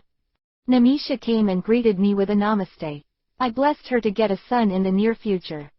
I closed my eyes and thought, if he is keeping her in Vijayawada, then where is he staying? I have to know all this before I can advise him. I asked, "Are you keeping her at Vijayawada?" And he replied, "Yes." I asked, "Then where are you staying?" Purushottam said, "I am also staying at Vijayawada but in a separate house with my wife." I closed my eyes and thought he may be staying in Vijayawada, but he seems to hardly come to meet her. I never saw him there at her house. Even when I went there in the night time, he was never there. So without sleeping with her, how would he expect to get children with her? She must be 25 now. Prime of her life to give children. I looked around and said, "I want to speak with her in private. I have to find her Kandali. Where can I sit?" Purushottam told the servant to take both of us to her room. I went with her, murmuring under my breath. It seemed like I was reciting some mantra to their benefit. I closed the door and sat in front of her. I asked her, "How are you doing?" Namisha said, "I am fine. What is this dressing?" I said, "I am now village pandit, pujari, purohit, everything religious." "First, tell me your problem. Do you use some medicine to not get pregnant?" Namisha asked, "Why would I do that? I want to give him a son and would like to see his back." I asked, "Then what is his problem?" Namisha said, "He does not visit me as much as needed." 71. I asked, "Is that the only problem?" Namisha said, "As much as I know, that is the only problem at present." I thought for this problem I have to use homeopathy. I think I saw a homeopathy medical shop nearby. I came out and told them I will come back, and went to that shop and brought some medicines and some blank pills. This medicine is made with pills mixed with 1 or 2 drops of liquid medicine. I brought them to their house.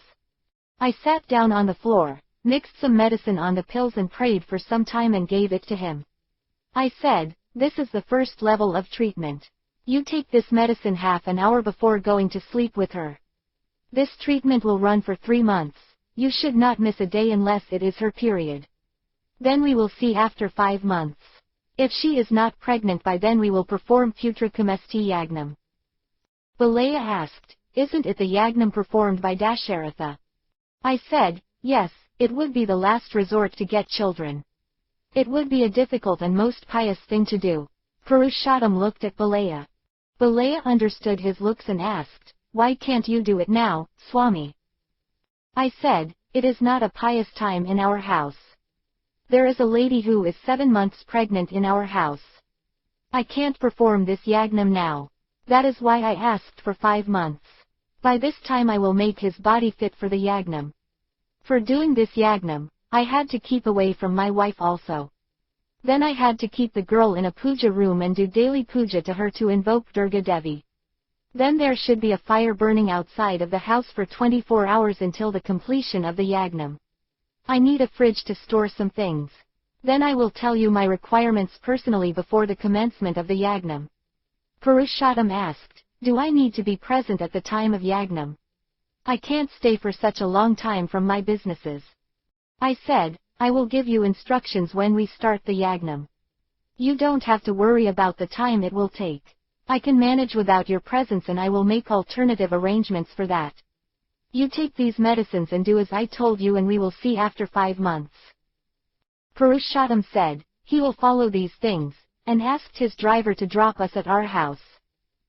On the way, Balaya did not discuss anything for the fear of the driver listening to our talks. When the driver dropped and went away, Balaya called me inside the house and asked, "Is it possible to do the yagnam?" I said I have studied this yagnam from multiple sources. We can't do it on the scale of Dasharatha, but we can do it on a smaller scale. I know what are the requirements for that yagnam. I am confident of completing the yagnam and she would bear the children. She is at an ideal age for the yagnam. It will be difficult to perform the yagnam on a woman over 35. As per the Ramayana, 73. Dasharatha was over age when it was performed. But in those days people lived beyond 100 years. Nowadays if they cross 60 it would be a miracle. So, based on that I am saying below 35. The requirements are that I should be able to isolate myself, and I need to meditate the whole time. I can't even have my wife nearby. I can't even touch her, which will make the puja a failure. The girl needed to be treated like a Devi, seat her on a pedestal and worship to invoke Devi into her. People can worship her only on Fridays.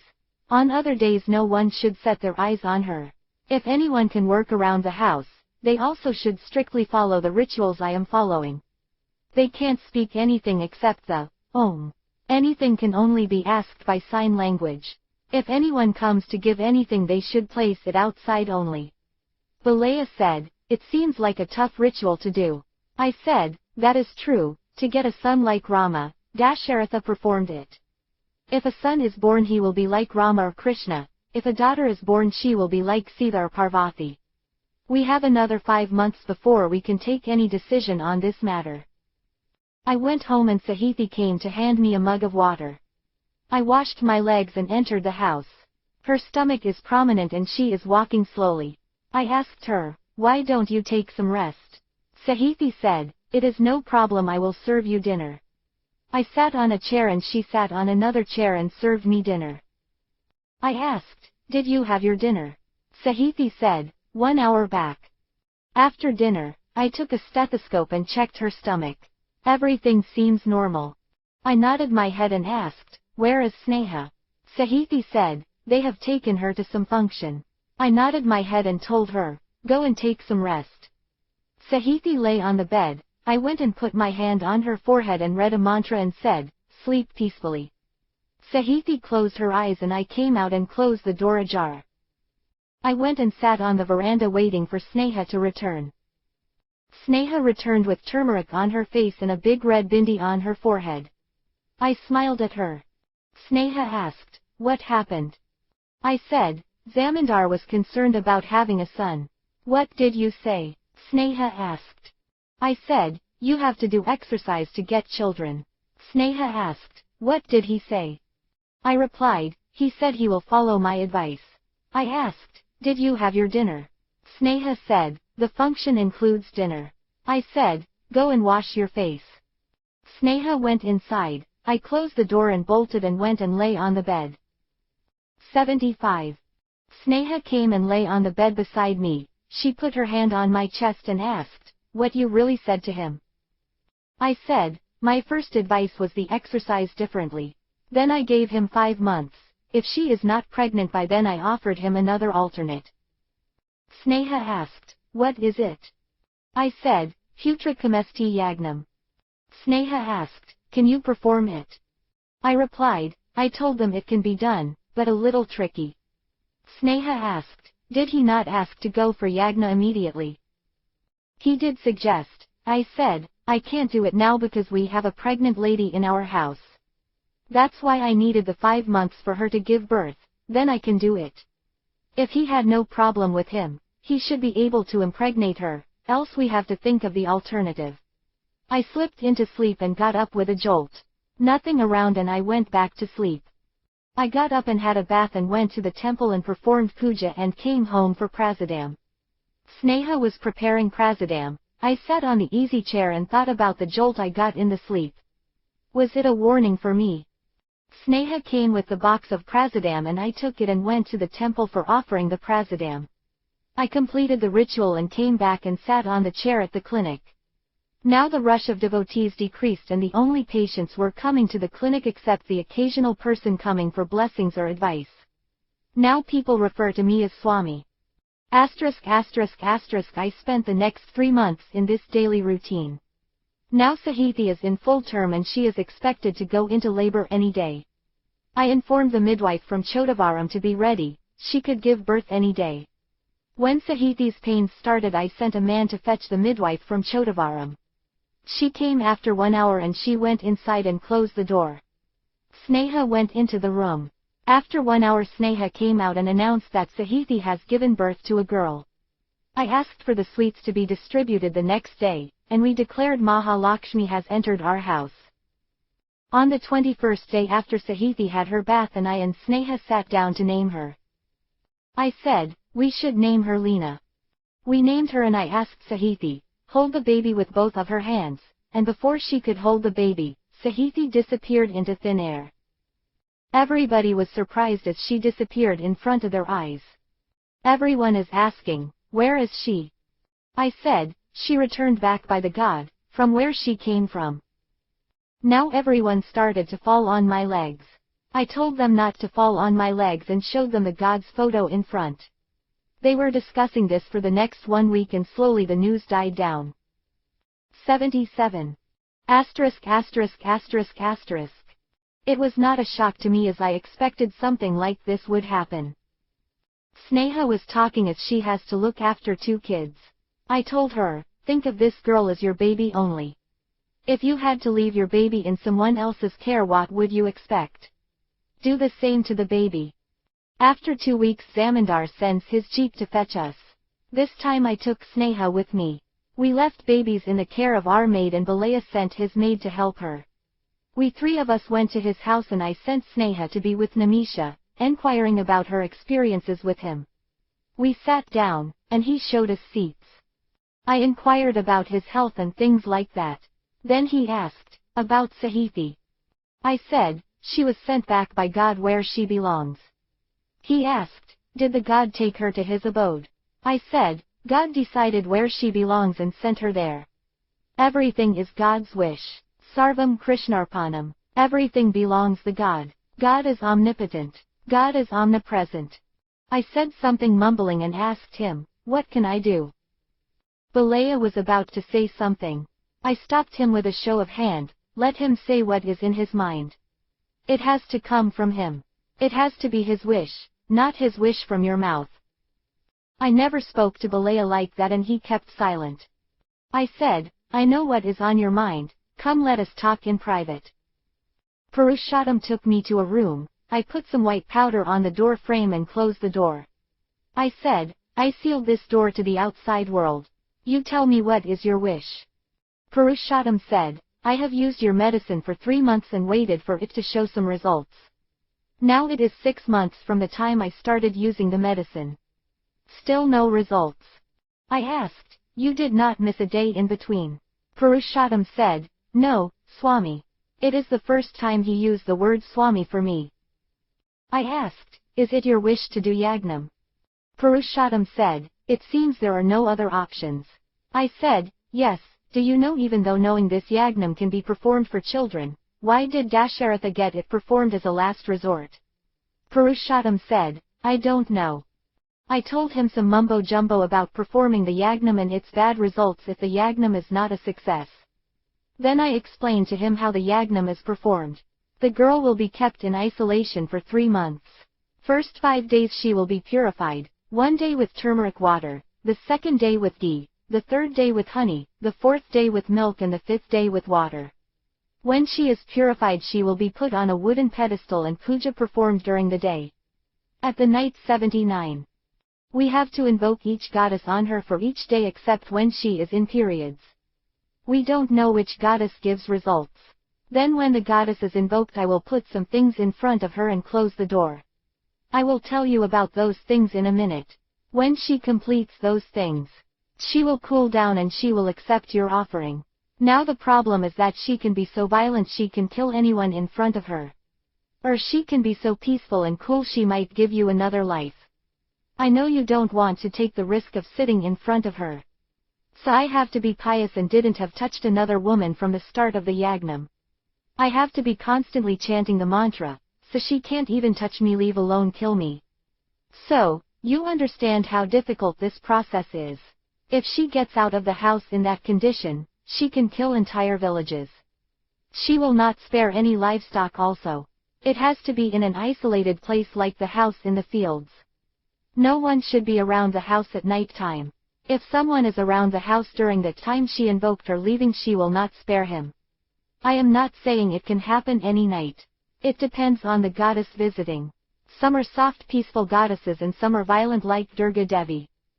So, we have to assume violence and keep people out of the area. So, you understand the difficulty of the yagnam.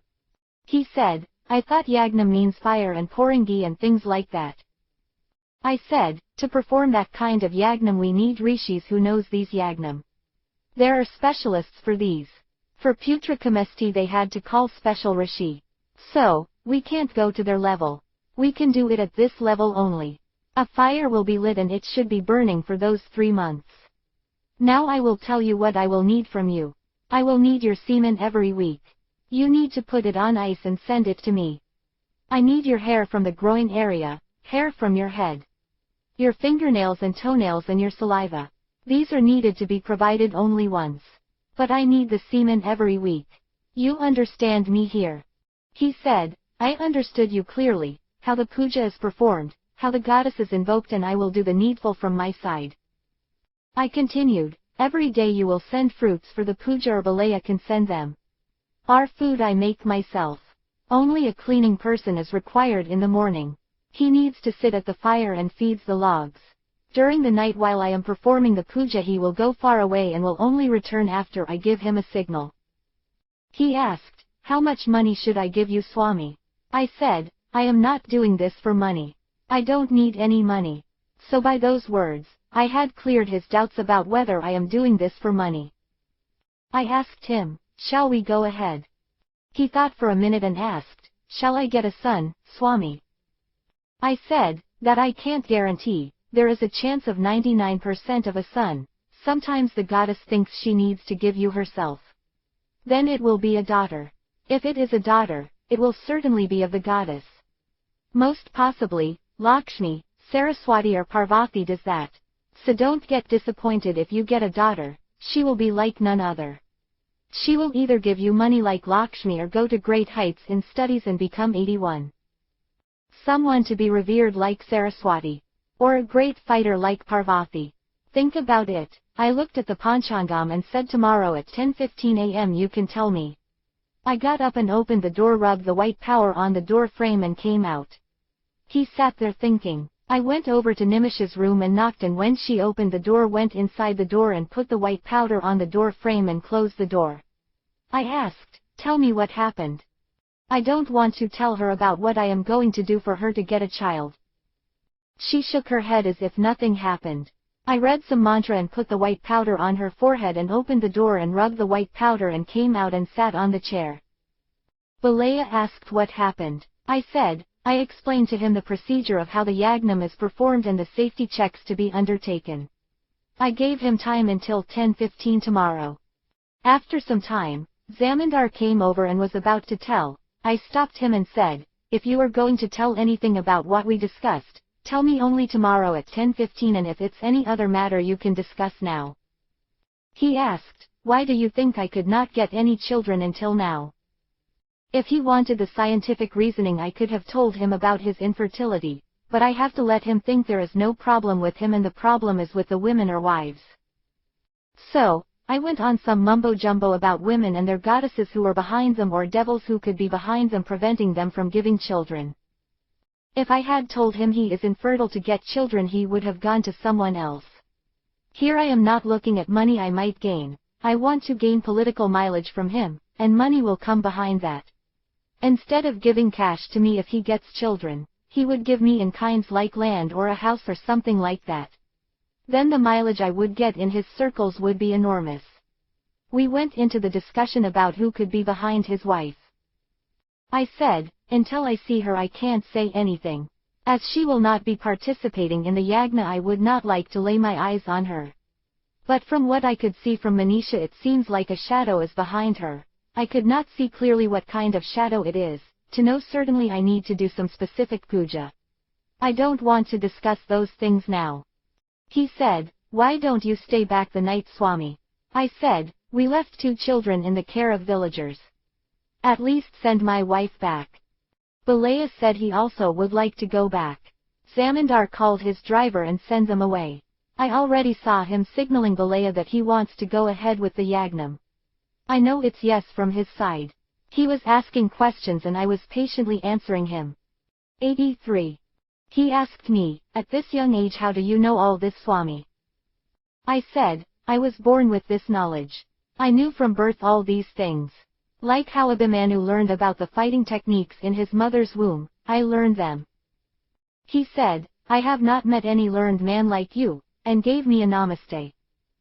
I blessed him with a son and said, Krishnarpanam. He asked, why did you say that, Swami? I said, I don't keep any pop or punya with me, I offer everything to Lord Krishna. In this world nothing is mine, I live a frugal life. I live frugal life because I don't have anything, which I did not mention to him. I am living this life because of the anticipation of the future. I am just 21 and next April I will be 22 and my whole life is ahead of me. I am Ram on the outside and I could be Krishna inside, or if the time comes I could be Ravan. I know I will go to any lengths to grow in life. I know how much we have endured because I don't have any money. We used to walk for 1 hour daily because we could not spare 5 rupees for a month. How we had to run away from our houses with a few rupees in our hands. It was through Nimish's generosity that we could reach this village and start our life. He asked, why don't you give away pop and keep punya? I said, I give away everything because I don't want to be reborn. I want to attain moksha, salvation. This is the only way to do that. If I keep back punya I might go to Swarga, heaven. But after the complete use of my punya, I would have to be reborn. If I don't offer everything to Lord Krishna, I might be left with something in my account and it will not let me attain salvation. He said, Swami, now I understood why rishis do what they do. To attain salvation they spend their entire lives in the Himalayas doing penance. Don't they know this way they could attain salvation? I said, everyone has their own way of doing things. They do tapasya in anticipation of seeing God and not to attain salvation. Salvation is secondary for them. There are many ways to do things in this world. You choose your route and do things in that way. I have chosen to help people and live life this way. Doing samsara is also a part of that. We have to do our part in this world and depart to wherever God takes us. He asked, what is the story of the girl you brought with you and she gave birth and went away? I said, there are mysteries in this world we know nothing about. If I started to tell her the real story, people will start calling me a madman. If you want to hear with a pure mind, pure heart and pure soul I can narrate her story. You can narrate this story to anyone but they also have to listen with a pure mind, pure heart and pure soul. If they heckle the story or say something that may hurt the God, they will burn in hell for 1,000 years. He said, I am ready to hear her story with purity in me. I said, she is from another world and her name is Sahithi. There are many worlds like this in our universe. In those 85 many worlds have people identical to us. There is a saying there are 7 identical people in this world. He said, I have heard it. I continued, now it means they are not living among us, they are scattered all over the universe, and they live in an alternate dimension. There you will be, I will be there, and others we know of.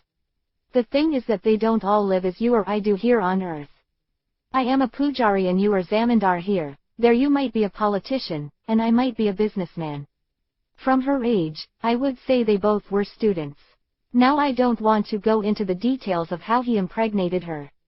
She became pregnant and he was not there for her to tell him about her condition. Then when she came to know that she was pregnant she was scared about how to tell her parents. She was walking on the roads of Bombay, yes, she was from Bombay and she is a Maharashtrian, she was about to be hit by a jeep. Then instead of thinking about God, she thought I could never see the face of my Kumar. She closed her eyes and I caught her at the railway station when I went to Bombay. Now we have to see the timing also. She was about to be hit by a jeep in 1982 when I rescued her in 1984. Now I went to her place of living and I was told they went away to America, 3 years back. I had no other option than to bring her here with me. When she gave birth and had her bath and naming ceremony, she was sent back to her parents. Now they would have missed her for a few moments, but here more than 7 months have passed for us. This is the way time runs in this universe. Can you believe this story? He said, the way you explained, it is believable. But why she was brought to you? I said, one reason is that God knows I will look after her until she gives birth. The second point is the time she came from 1982 of her time into our 1984 and at the exact time, I entered Bombay. The third point is that the Sahithi of our world is not in Bombay, so there is no chance of both of them coming in front of each other. What would happen if they both come in front of each other? The word for that is a paradox. Anything can happen in those situations. The paradox can destroy the world. So, God chooses his actions wisely. If there is a fair chance of things going well, then only he interferes. You might ask why it happened in her case and not others. Some people are born for certain things. She might have a purpose in her world, which God wants her to achieve. Then the servant came and announced the time for dinner. He called us for the dinner. He said, for you Swami, I got the food prepared piously. I did not reply and ate my food and got up and washed my hand and walked around the veranda. After some time, I came and sat down. Then he came and said, I will show you your room, Swami. I went with him, he showed me a room and I went and lay there. What did I say to him about Sahithi? Is what I said correct? I think I have answered the question truthfully. 87. That is what I feel happened. But I don't know anything about paradox. It is all that I read coming back to me. I woke up and took a bath and wore a dress sent by Sneha through the driver and performed puja in their puja mandir. Came out and had breakfast and waited for 10:15. He came just before 10:15 to me and said, I agree to the yagnam and I am ready to perform my part in that. I said, I will give you the requirements in writing. You follow them meticulously. He said, okay, Swami. He brought me some paper and a pen. I wrote the things to be followed. I said, I am going to shop for some items I require. He said, I will send his man. I said I would like to do the shopping myself. I went and brought a double tape recorder with some blank tapes and some batteries. It would record and play 2 cassettes continuously and also can record from tape to tape. It also had battery backup running on power. I want to record and play, continuously. Then I brought some items which I don't want to give him on the list and returned with the items packed in a cardboard box. I put it aside and told him to collect the things I have written and keep them ready. I asked, which house would you like to be used for this yagnam? He said, the house in the fields would be ideal. I said, okay, then send a fridge immediately to the house. I would go and store things there. I will arrange for a fire pit to be built and would start the process. He needs to send Nimisha after the 5th day of her period, then the yagnam will start from my side. He sent me back to my village on his jeep with the items I had purchased and some items he could procure immediately. He told me to use the jeep until I start performing yagnam and he won't need it any longer. I took a construction man and got a fire pit prepared from bricks and mud. As it will be winter coming up, there won't be a problem with the rains extinguishing the fire. I got another smaller fire pit made inside the house for performing pujas. I installed the fridge in the house and got a carpenter to make a pedestal for sitting her on, and another bigger pedestal to put a statue of Durga. I made all the arrangements and waited for Nimisha to be brought. 89. Chapter 3. Sneha. I did not understand what Kumar is planning to do, but it seems something big. If he succeeds in this, there could be some big changes that can be foreseen. He told me I had to understand why he is doing all this. It is for our and our kids' future. He says our children should not look for 5 paise or 10 paise. They should live in a mahal and spend the life of a maharaja. I know he means it in a literal way, not exactly mean like mahal and maharaja. Now he will be away for 3 months with that woman.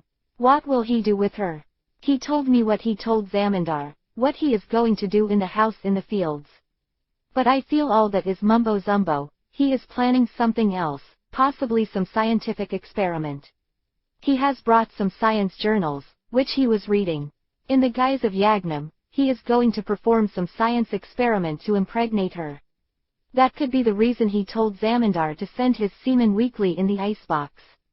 What else would he need that for? Is he mixing Puranas with science? Will he be successful in his endeavor? Only time will tell. Kumar. It was the time Nimisha was brought to Rama Kutir. The whole village came to see her. I got her bathed by the village woman for 5 days. Starting with turmeric water, the 2nd day with ghee, the 3rd day with honey, the 4th day with milk and the 5th day with water. Then I took her to the house in the fields and I started the fire outside the house by reciting mantras. Then I put her in the house and closed the door from outside. I recited more mantras for the sake of people looking at the house. Then with white powder used for rangoli, I made a circle around the house. I called the helper, his name is Sinaya, who came to clean and help me in the house with preparing food and things like that. I told him, except you, none of the people should cross this white circle. You tell them that in the night time, no one should come anywhere near the house, not even near the circle. I will mark the boundaries. If anything happens to cross them, I am not responsible. I secretly brought a fierce dog and kept it in the house. I planned to release the dog in the nighttime. I showed him the dog and said, he is a follower of Shiva. Bhairava is his name. It has been sent by Shiva himself. He is a part of his army. If anyone comes around in the night, it will not leave them. Most of the Devi we are invoking are part of Shiva's army.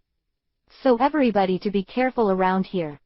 I was making the rounds of the fields with Bhairava for the last week, so he would not go away further than the fields and venture into the villages. Even if he entered the village, I can say someone had broken the rule and entered the fields at the night. Nanama has suspended the works in the fields after the last harvest. So, at present no one works in the fields. I know occasional youngsters would try to see what we are doing, so I had to take the precaution of employing the dog. 91. I told Sinaya, I am going to teach Namisha the mantra for her recital and close the door, keeping him outside. I know he would go and tell Balaya everything that is happening around the house and what he sees in the house. I have already given him instructions that he should not enter the white circle without having a bath in the morning. If he used the bathroom for urine, he should wash properly, and if he uses the latrine, he should have a bath and come. At the night, at the time of puja, he should stay away from the house and should stay on the manch erected for watching over the fields. He should not keep any company there. If he is scared to stay alone, he could go back to his house. I told him all this to keep him scared, so he will not interrupt what I am going to do with her. I closed the door and asked her to sit in front of me. I said to her, we have two ways of doing this. One is the normal way, another is the abnormal way. I will explain both ways and it is up to you to choose what way you want me to follow. Remember, all this I am doing is for you to get pregnant and give a son or daughter to him. The first way is for me to have copulation with you and get you pregnant. Another way is to use my semen to impregnate you. First is the natural way of getting pregnant. Second, we have to use a scientific way of doing that, which may or may not get the required results immediately. Because we don't have a proper lab, we can only do it in a test and miss the way. You think about it and choose an option. We will start with that option. If you want to change it anytime, you tell me and I will change the option. From what you said about Zamindar, he has a problem with giving children. The correct word is impotent. We have tried that for 5 months. Now we have only left with this option. She asked, why did you ask him to give semen weekly? I said, I will use it in the scientific method to try to impregnate you. If it works, it is okay. I will come back after some time, and come out and close the door. I told Sinaya she is reciting the mantra. When I thought I gave her enough time to think it over, I opened the door and entered and closed the door and sat in front of her. She said, I think the first method is appropriate for getting results fast. I asked, what is your relation to the Zamindar? She said, he is my mother's younger brother. When he could not get children from his wife, he made my mother marry me to him secretly. He did not want his wife to know about me. From the time of our marriage, he is behind me for giving him children but would not spend enough time with me. I thought that could be the problem, but after 5 months of his courtship, when the results were none, I came to the conclusion as you have, that he is impotent. Now if I give him a child, he would leave me and go back to his wife. I want to see his back.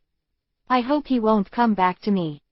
I said, so, we will fix a time of 11 o'clock in the night for our operation. She said okay. 93. I made tea for us and washed the utensils. I made a show of doing some religious things and called Sinaya to make lunch for us and I will help him. I made a show of washing the vegetables with mantras and gave him to cut. I washed the rice and put it on the stove. He cut the vegetables and I made a curry with the vegetables. After completing the cooking, we all had our lunch and I had a shut-eye. Then after 3 p.m., I made tea and both of us had it. In the evening I had Sinaya make dinner for us and then after dinner, I told him, you can go home or stay at the manch in the fields. If someone comes over, warn them. I will give you a warning sign when the yagna is about to start by increasing the fire in the fire pit by putting extra logs. Before 11 p.m. I let Bhairava go out of the house to roam in the fields. I put the logs in the fire, so the flames rose. Then I waited 15 minutes. Then closed the door and entered the room. I played the tape recorder to contain any other sounds escaping the room. If anyone stood outside the house, they would only hear the om sound. She was sitting on a bed made of the mattress on the floor. I said I will be gentle with you and mounted her and started to move rhythmically. Having satisfied myself, and I got up and rubbed his things on her and told her to dress up. Then we slept in separate places. After some time, I came out of the house and gave him an all-clear signal and went in and slept myself. ********.